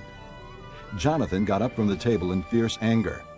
On that second day of the month he did not eat, because he was grieved at his father's shameful treatment of David. In the morning Jonathan went out to the field for his meeting with David. He had a small boy with him, and he said to the boy, "Run and find the arrows I shoot." As the boy ran, he shot an arrow beyond him. When the boy came to the place where Jonathan's arrow had fallen, Jonathan called out after him, "Isn't the arrow beyond you?" Then he shouted, "Hurry! Go quickly! Don't stop!" The boy picked up the arrow and returned to his master. The boy knew nothing of all this, only Jonathan and David knew. Then Jonathan gave his weapons to the boy and said, "Go, carry them back to town." After the boy had gone, David got up from the south side of the stone and bowed down before Jonathan 3 times, with his face to the ground. Then they kissed each other and wept together, but David wept the most. Jonathan said to David, "Go in peace, for we have sworn friendship with each other in the name of the Lord, saying, 'The Lord is witness between you and me, and between your descendants and my descendants forever.'" Then David left, and Jonathan went back to the town. Chapter 21. David went to Nob, to Ahimelech the priest. Ahimelech trembled when he met him and asked, "Why are you alone? Why is no one with you?" David answered Ahimelech the priest, "The king charged me with a certain matter and said to me, 'No one is to know anything about your mission and your instructions. As for my men, I have told them to meet me at a certain place. Now then, what do you have on hand? Give me 5 loaves of bread, or whatever you can find.' But the priest answered David, "I don't have any ordinary bread on hand. However, there is some consecrated bread here, provided the men have kept themselves from women." David replied, "Indeed, women have been kept from us, as usual whenever I set out. The men's things are holy, even on missions that are not holy. How much more so today?" So the priest gave him the consecrated bread, since there was no bread there except the bread of the presence that had been removed from before the Lord, and replaced by hot bread on the day it was taken away. Now one of Saul's servants was there that day, detained before the Lord. He was Doeg the Edomite, Saul's head shepherd. David asked Ahimelech, "Don't you have a spear or a sword here?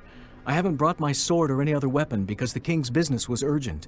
The priest replied, "The sword of Goliath the Philistine, whom you killed in the valley of Eli, is here. It is wrapped in a cloth behind the ephod. If you want it, take it. There is no sword here but that one." David said, "There is none like it. Give it to me." That day David fled from Saul and went to Achish, king of Gath. But the servants of Achish said to him, "Isn't this David, the king of the land? Isn't he the one they sing about in their dances? Saul has slain his thousands, and David his tens of thousands." David took these words to heart and was very much afraid of Achish, king of Gath. So he pretended to be insane in their presence, and while he was in their hands he acted like a madman, making marks on the doors of the gate and letting saliva run down his beard. Achish said to his servants, "Look at the man! He is insane!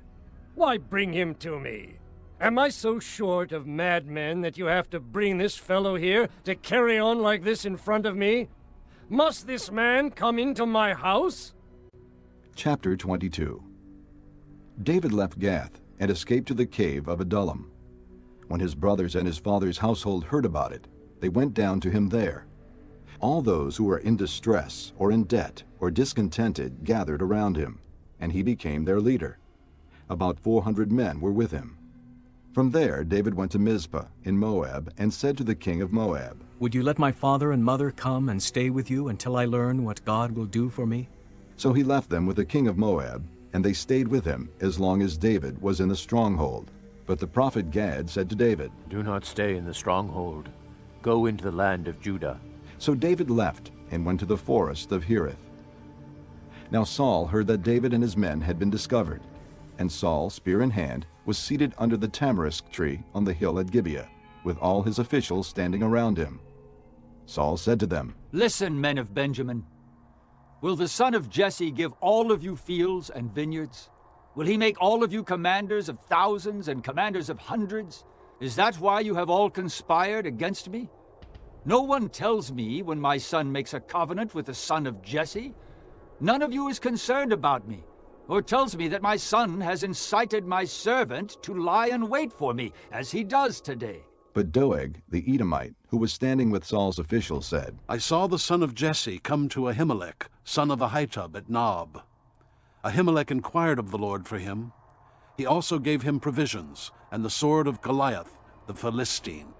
Then the king sent for the priest Ahimelech, son of Ahitub, and his father's whole family, who were the priests at Nob, and they all came to the king. Saul said, Listen now, son of Ahitub. Yes, my lord, he answered. Saul said to him, Why have you conspired against me? You and the son of Jesse, giving him bread and a sword, and inquiring of God for him, so that he has rebelled against me, and lies in wait for me, as he does today. Ahimelech answered the king, Who of all your servants is as loyal as David, the king's son-in-law, captain of your bodyguard and highly respected in your household? Was that day the first time I inquired of God for him? Of course not. Let not the king accuse your servant or any of his father's family, for your servant knows nothing at all about this whole affair. But the king said, You will surely die, Ahimelech, you and your father's whole family. Then the king ordered the guards at his side. Turn and kill the priests of the Lord, because they too have sided with David. They knew he was fleeing, yet they did not tell me. But the king's officials were not willing to raise a hand to strike the priests of the Lord. The king then ordered Doeg, You turn and strike down the priests. So Doeg the Edomite turned and struck them down. That day he killed 85 men who wore the linen ephod. He also put to the sword Nob, the town of the priests, with its men and women, its children and infants, and its cattle, donkeys, and sheep. But Abiathar, a son of Ahimelech, son of Ahitub, escaped and fled to join David.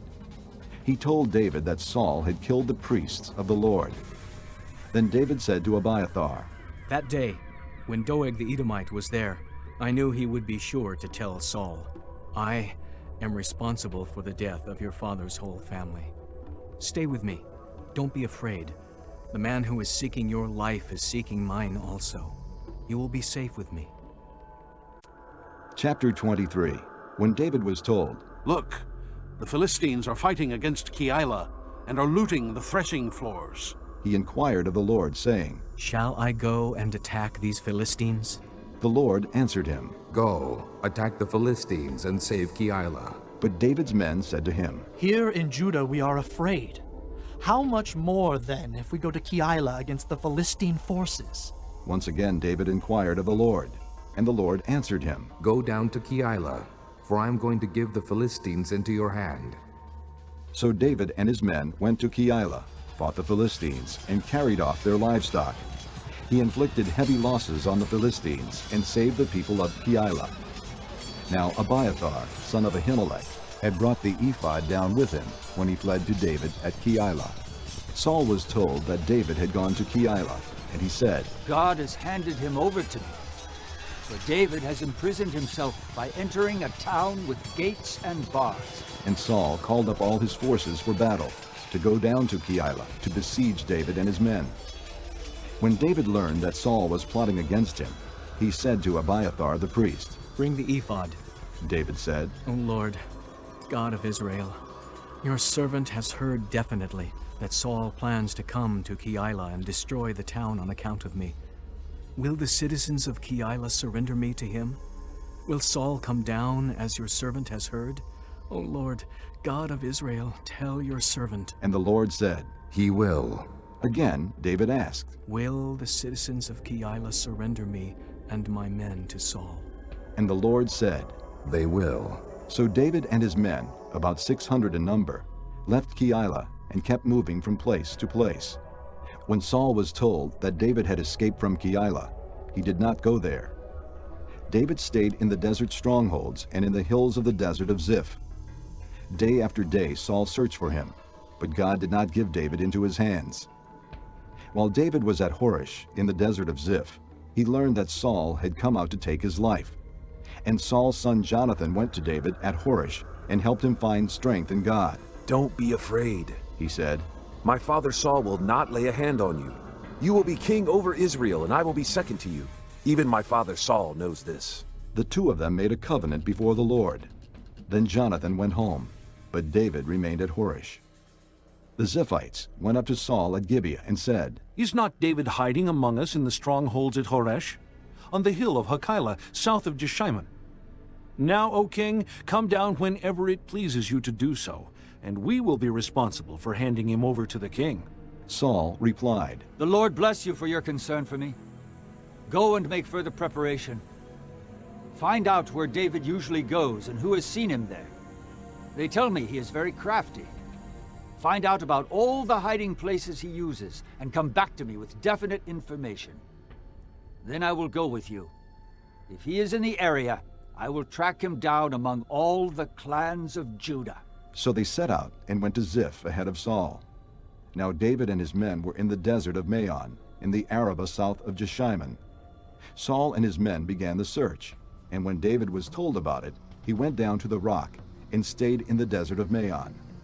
When Saul heard this, he went into the desert of Maon in pursuit of David. Saul was going along one side of the mountain, and David and his men were on the other side, hurrying to get away from Saul.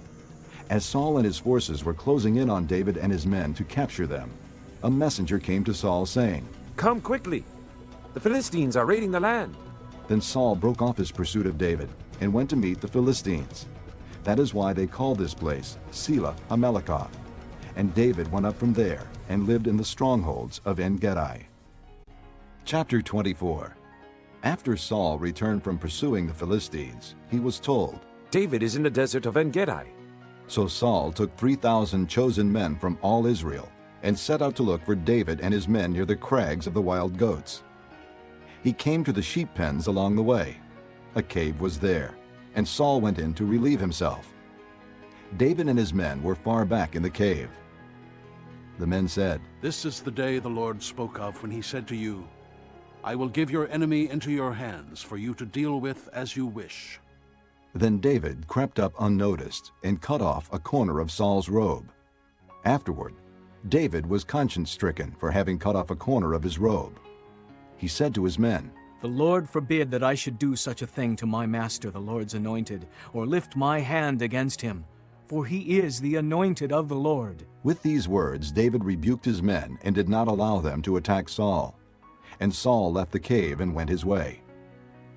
Then David went out of the cave and called out to Saul, "My lord the king." When Saul looked behind him, David bowed down and prostrated himself with his face to the ground. He said to Saul, "Why do you listen when men say David is bent on harming you? This day you have seen with your own eyes how the Lord delivered you into my hands in the cave. Some urged me to kill you, but I spared you. I said, I will not lift my hand against my master, because he is the Lord's anointed. See, my father, look at this piece of your robe in my hand. I cut off the corner of your robe, but did not kill you. Now understand and recognize that I am not guilty of wrongdoing or rebellion. I have not wronged you, but you are hunting me down to take my life. May the Lord judge between you and me, and may the Lord avenge the wrongs you have done to me, but my hand will not touch you. As the old saying goes, from evildoers come evil deeds, so my hand will not touch you. Against whom has the king of Israel come out? Whom are you pursuing? A dead dog? A flea? May the Lord be our judge and decide between us. May he consider my cause and uphold it. May he vindicate me by delivering me from your hand." When David finished saying this, Saul asked, "Is that your voice, David, my son?" And he wept aloud. "You are more righteous than I," he said. "You have treated me well, but I have treated you badly. You have just now told me of the good you did to me. The Lord delivered me into your hands, but you did not kill me. When a man finds his enemy, does he let him get away unharmed? May the Lord reward you well for the way you treated me today. I know that you will surely be king, and that the kingdom of Israel will be established in your hands. Now swear to me by the Lord that you will not cut off my descendants or wipe out my name from my father's family." So David gave his oath to Saul. Then Saul returned home, but David and his men went up to the stronghold. Chapter 25. Now Samuel died, and all Israel assembled and mourned for him, and they buried him at his home in Ramah. Then David moved down into the desert of Maon. A certain man in Maon, who had property there at Carmel, was very wealthy. He had 1,000 goats and 3,000 sheep, which he was shearing in Carmel. His name was Nabal, and his wife's name was Abigail. She was an intelligent and beautiful woman, but her husband, a Calebite, was surly and mean in his dealings. While David was in the desert, he heard that Nabal was shearing sheep. So he sent 10 young men and said to them, Go up to Nabal at Carmel, and greet him in my name. Say to him, Long life to you, good health to you and your household, and good health to all that is yours. Now, I hear that it is sheep shearing time. When your shepherds were with us, we did not mistreat them, and the whole time they were at Carmel, nothing of theirs was missing. Ask your own servants, and they will tell you.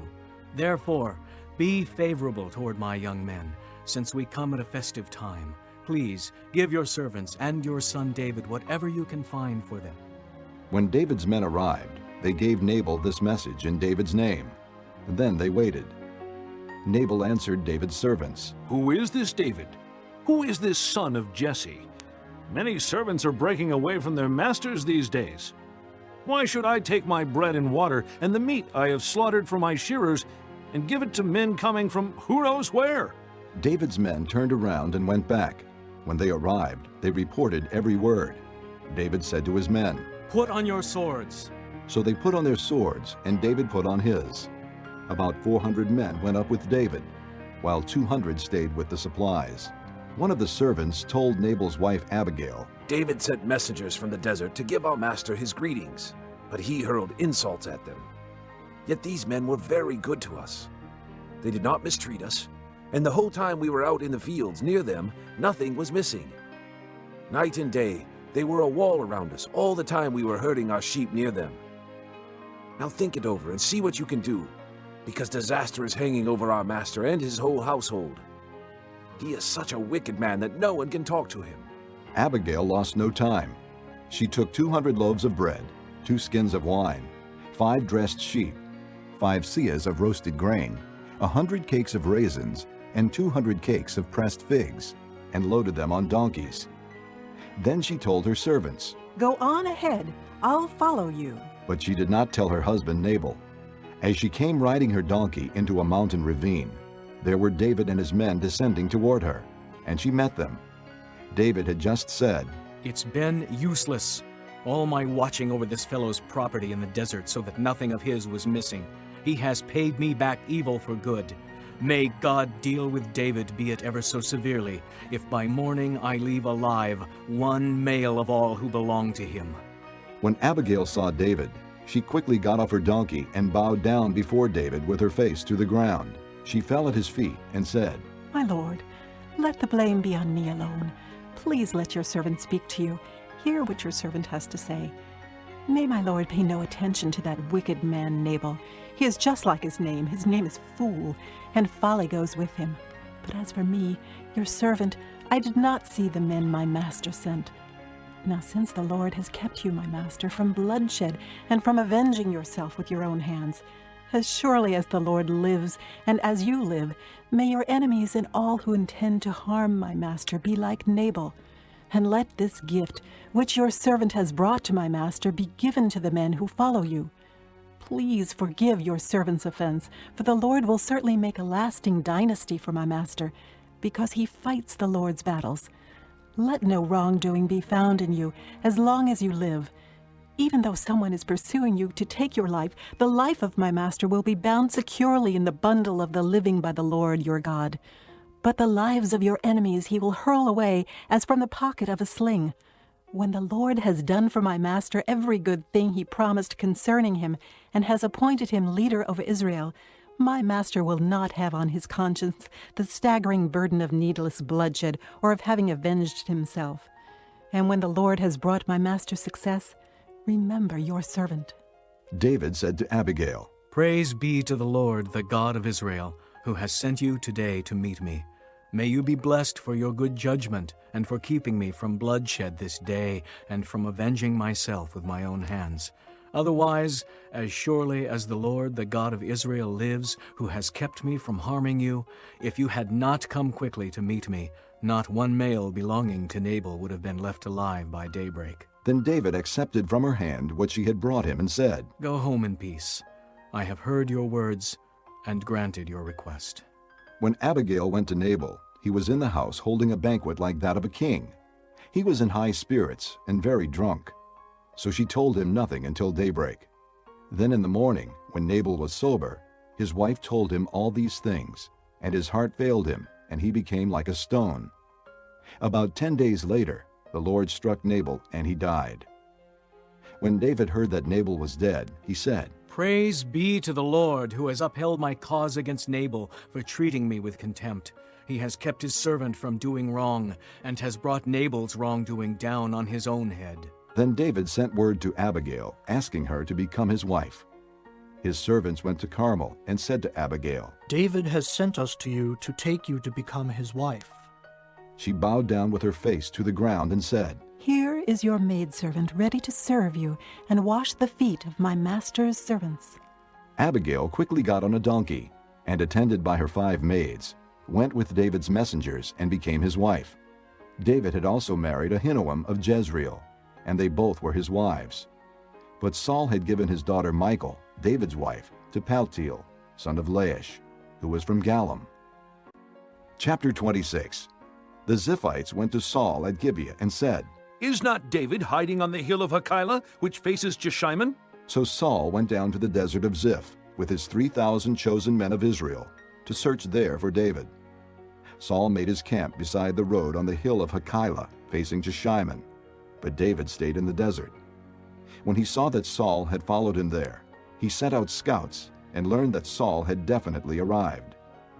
Then David set out and went to the place where Saul had camped. He saw where Saul and Abner, son of Ner, the commander of the army, had lain down. Saul was lying inside the camp, with the army encamped around him. David then asked Ahimelech the Hittite and Abishai, son of Zeruiah, Joab's brother, Who will go down into the camp with me to Saul? I'll go with you, said Abishai. So David and Abishai went to the army by night, and there was Saul, lying asleep inside the camp with his spear stuck in the ground near his head. Abner and the soldiers were lying around him. Abishai said to David, Today God has delivered your enemy into your hands. Now let me pin him to the ground with one thrust of my spear. I won't strike him twice. But David said to Abishai, Don't destroy him. Who can lay a hand on the Lord's anointed and be guiltless? As surely as the Lord lives, he said, the Lord himself will strike him. Either his time will come and he will die, or he will go into battle and perish. But the Lord forbid that I should lay a hand on the Lord's anointed. Now, get the spear and water jug that are near his head, and let's go. So David took the spear and water jug near Saul's head, and they left. No one saw or knew about it, nor did anyone wake up. They were all sleeping, because the Lord had put them into a deep sleep. Then David crossed over to the other side and stood on top of the hill some distance away. There was a wide space between them. He called out to the army and to Abner, son of Ner. Aren't you going to answer me, Abner? Abner replied, Who are you who calls to the king? David said, You're a man, aren't you? And who is like you in Israel? Why didn't you guard your lord the king? Someone came to destroy your lord the king. What you have done is not good. As surely as the Lord lives, you and your men deserve to die, because you did not guard your master, the Lord's anointed. Look around you. Where are the king's spear and water jug that were near his head? Saul recognized David's voice and said, Is that your voice, David, my son? David replied, Yes, it is, my lord the king. And he added, Why is my lord pursuing his servant? What have I done? And what wrong am I guilty of? Now let my lord the king listen to his servant's words. If the Lord has incited you against me, then may he accept an offering. If, however, men have done it, may they be cursed before the Lord. They have now driven me from my share in the Lord's inheritance and have said, Go, serve other gods. Now do not let my blood fall to the ground far from the presence of the Lord. The king of Israel has come out to look for a flea, as one hunts a partridge in the mountains. Then Saul said, I have sinned. Come back, David, my son. Because you considered my life precious today, I will not try to harm you again. Surely I have acted like a fool and have erred greatly. Here is the king's spear. David answered, Let one of your young men come over and get it. The Lord rewards every man for his righteousness and faithfulness. The Lord delivered you into my hands today, but I would not lay a hand on the Lord's anointed. As surely as I valued your life today, so may the Lord value my life and deliver me from all trouble. Then Saul said to David, May you be blessed, my son David. You will do great things and surely triumph. So David went on his way, and Saul returned home. Chapter 27. But David thought to himself, One of these days I will be destroyed by the hand of Saul. The best thing I can do is to escape to the land of the Philistines. Then Saul will give up searching for me anywhere in Israel, and I will slip out of his hand. So David and the 600 men with him left and went over to Achish, son of Maoch, king of Gath. David and his men settled in Gath with Achish. Each man had his family with him, and David had his 2 wives, Ahinoam of Jezreel and Abigail of Carmel, the widow of Nabal. When Saul was told that David had fled to Gath, he no longer searched for him. Then David said to Achish, If I have found favor in your eyes, let a place be assigned to me in one of the country towns, that I may live there. Why should your servant live in the royal city with you? So on that day Achish gave him Ziklag, and it has belonged to the kings of Judah ever since. David lived in Philistine territory 1 year and 4 months. Now David and his men went up and raided the Geshurites, the Girzites, and the Amalekites. From ancient times, these peoples had lived in the land extending to Shur and Egypt. Whenever David attacked an area, he did not leave a man or woman alive, but took sheep and cattle, donkeys and camels, and clothes. Then he returned to Achish. When Achish asked, Where did you go raiding today? David would say, Against the Negev of Judah, or against the Negev of Jerahmeel, or against the Negev of the Kenites. He did not leave a man or woman alive to be brought to Gath, for he thought, They might inform on us and say, This is what David did. And such was his practice as long as he lived in Philistine territory. Achish trusted David and said to himself, He has become so odious to his people, the Israelites, that he will be my servant forever. Chapter 28. In those days the Philistines gathered their forces to fight against Israel. Achish said to David, You must understand that you and your men will accompany me in the army. David said, Then you will see for yourself what your servant can do. Achish replied, Very well. I will make you my bodyguard for life. Now Samuel was dead, and all Israel had mourned for him and buried him in his own town of Ramah. Saul had expelled the mediums and spiritists from the land. The Philistines assembled and came and set up camp at Shunem, while Saul gathered all the Israelites and set up camp at Gilboa. When Saul saw the Philistine army, he was afraid. Terror filled his heart. He inquired of the Lord, but the Lord did not answer him by dreams or Urim or prophets. Saul then said to his attendants, Find me a woman who is a medium, so I may go and inquire of her. There is one in Endor, they said.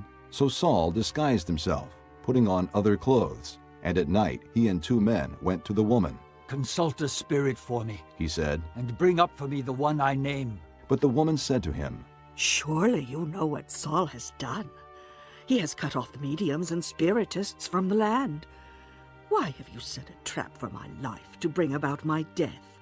Saul swore to her by the Lord, As surely as the Lord lives, you will not be punished for this. Then the woman asked, Whom shall I bring up for you? Bring up Samuel, he said. When the woman saw Samuel, she cried out at the top of her voice and said to Saul, Why have you deceived me? You are Saul! The king said to her, Don't be afraid. What do you see? The woman said, I see a spirit coming up out of the ground. What does he look like? He asked. An old man wearing a robe is coming up, she said. Then Saul knew it was Samuel, and he bowed down and prostrated himself with his face to the ground. Samuel said to Saul, Why have you disturbed me by bringing me up? I am in great distress, Saul said. The Philistines are fighting against me. and God has turned away from me. He no longer answers me, either by prophets or by dreams, so I have called on you to tell me what to do." Samuel said, "Why do you consult me, now that the Lord has turned away from you and become your enemy? The Lord has done what he predicted through me. The Lord has torn the kingdom out of your hands and given it to one of your neighbors, to David, because you did not obey the Lord or carry out his fierce wrath against the Amalekites. The Lord has done this to you today. The Lord will hand over both Israel and you to the Philistines, and tomorrow you and your sons will be with me. The Lord will also hand over the army of Israel to the Philistines." Immediately Saul fell full length on the ground, filled with fear because of Samuel's words. His strength was gone, for he had eaten nothing all that day and night. When the woman came to Saul and saw that he was greatly shaken, she said, "Look, your maidservant has obeyed you. I took my life in my hands and did what you told me to do. Now, please listen to your servant, and let me give you some food so you may eat and have the strength to go on your way." He refused and said, "I will not eat." But his men joined the woman in urging him, and he listened to them. He got up from the ground and sat on the couch. The woman had a fattened calf at the house, which she butchered at once. She took some flour, kneaded it, and baked bread without yeast. Then she set it before Saul and his men, and they ate. That same night they got up and left. Chapter 29. The Philistines gathered all their forces at Aphek, and Israel camped by the spring in Jezreel. As the Philistine rulers marched with their units of hundreds and thousands, David and his men were marching at the rear with Achish. The commanders of the Philistines asked, "What about these Hebrews?" Achish replied, "Is this not David, who was an officer of Saul, king of Israel?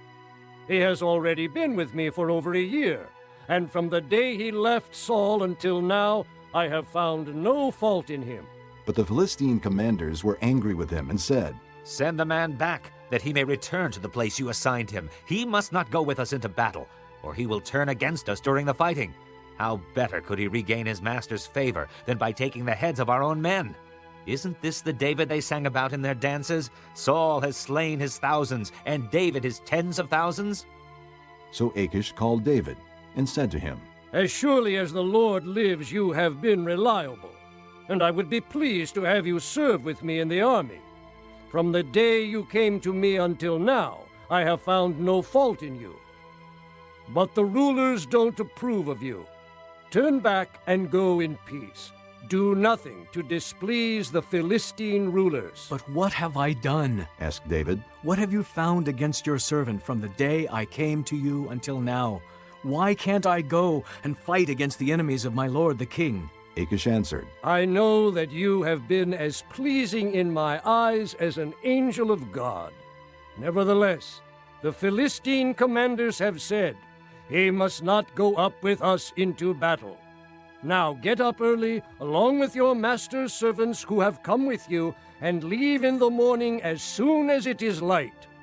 So David and his men got up early in the morning to go back to the land of the Philistines, and the Philistines went up to Jezreel. Chapter 30. David and his men reached Ziklag on the third day. Now the Amalekites had raided the Negev and Ziklag. They had attacked Ziklag and burned it, and had taken captive the women and all who were in it, both young and old. They killed none of them, but carried them off as they went on their way. When David and his men came to Ziklag, they found it destroyed by fire, and their wives and sons and daughters taken captive. So David and his men wept aloud until they had no strength left to weep. David's 2 wives had been captured, Ahinoam of Jezreel, and Abigail, the widow of Nabal of Carmel. David was greatly distressed because the men were talking of stoning him. Each one was bitter in spirit because of his sons and daughters. But David found strength in the Lord his God. Then David said to Abiathar the priest, the son of Ahimelech, "Bring me the ephod." Abiathar brought it to him, and David inquired of the Lord, "Shall I pursue this raiding party? Will I overtake them?" "Pursue them," he answered. "You will certainly overtake them and succeed in the rescue." David and the 600 men with him came to the Besor ravine, where some stayed behind, for 200 men were too exhausted to cross the ravine. But David and 400 men continued the pursuit. They found an Egyptian in a field and brought him to David. They gave him water to drink and food to eat, part of a cake of pressed figs and 2 cakes of raisins. He ate and was revived, for he had not eaten any food or drunk any water for 3 days and 3 nights. David asked him, "To whom do you belong, and where do you come from?" He said, "I am an Egyptian, the slave of an Amalekite. My master abandoned me when I became ill 3 days ago. We raided the Negev of the Kerethites and the territory belonging to Judah and the Negev of Caleb. And we burned Ziklag." David asked him, "Can you lead me down to this raiding party?" He answered, "Swear to me before God that you will not kill me or hand me over to my master, and I will take you down to them." He led David down, and there they were, scattered over the countryside, eating, drinking, and reveling because of the great amount of plunder they had taken from the land of the Philistines and from Judah. David fought them from dusk until the evening of the next day, and none of them got away, except 400 young men who rode off on camels and fled. David recovered everything the Amalekites had taken, including his 2 wives. Nothing was missing, young or old, boy or girl, plunder or anything else they had taken. David brought everything back. He took all the flocks and herds, and his men drove them ahead of the other livestock, saying, "This is David's plunder." Then David came to the 200 men who had been too exhausted to follow him, and who were left behind at the Besor ravine. They came out to meet David and the people with him. As David and his men approached, he greeted them. But all the evil men and troublemakers among David's followers said, "Because they did not go out with us, we will not share with them the plunder we recovered. However, each man may take his wife and children and go." David replied, "No, my brothers, you must not do that with what the Lord has given us. He has protected us and handed over to us the forces that came against us. Who will listen to what you say? The share of the man who stayed with the supplies is to be the same as that of him who went down to the battle. All will share alike." David made this a statute and ordinance for Israel from that day to this. When David arrived in Ziklag, he sent some of the plunder to the elders of Judah, who were his friends, saying, "Here is a present for you from the plunder of the Lord's enemies." He sent it to those who were in Bethel, Ramoth Negev, and Jadar, to those in Aror, Ziphmoth, Eshtemoa, and Rachel, to those in the towns of the Jerahmeelites and the Kenites, to those in Hormah, Bor-Ashan, Athak, and Hebron, and to those in all the other places where David and his men had roamed. Chapter 31. Now the Philistines fought against Israel. The Israelites fled before them, and many fell slain on Mount Gilboa. The Philistines pressed hard after Saul and his sons, and they killed his sons, Jonathan, Abinadab, and Malchishua. The fighting grew fierce around Saul, and when the archers overtook him, they wounded him critically. Saul said to his armor-bearer, "Draw your sword and run me through, or these uncircumcised fellows will come and run me through and abuse me." But his armor-bearer was terrified and would not do it. So Saul took his own sword and fell on it. When the armor-bearer saw that Saul was dead, he too fell on his sword and died with him. So Saul and his 3 sons and his armor-bearer and all his men died together that same day. When the Israelites along the valley and those across the Jordan saw that the Israelite army had fled, and that Saul and his sons had died, they abandoned their towns and fled. And the Philistines came and occupied them. The next day, when the Philistines came to strip the dead, they found Saul and his 3 sons fallen on Mount Gilboa. They cut off his head and stripped off his armor, and they sent messengers throughout the land of the Philistines to proclaim the news in the temple of their idols and among their people. They put his armor in the temple of the Ashtoreths, and fastened his body to the wall of Bethshan. When the people of Jabesh Gilead heard of what the Philistines had done to Saul, all their valiant men journeyed through the night to Bethshan. They took down the bodies of Saul and his sons from the wall of Bethshan and went to Jabesh, where they burned them. Then they took their bones and buried them under a tamarisk tree at Jabesh. And they fasted 7 days.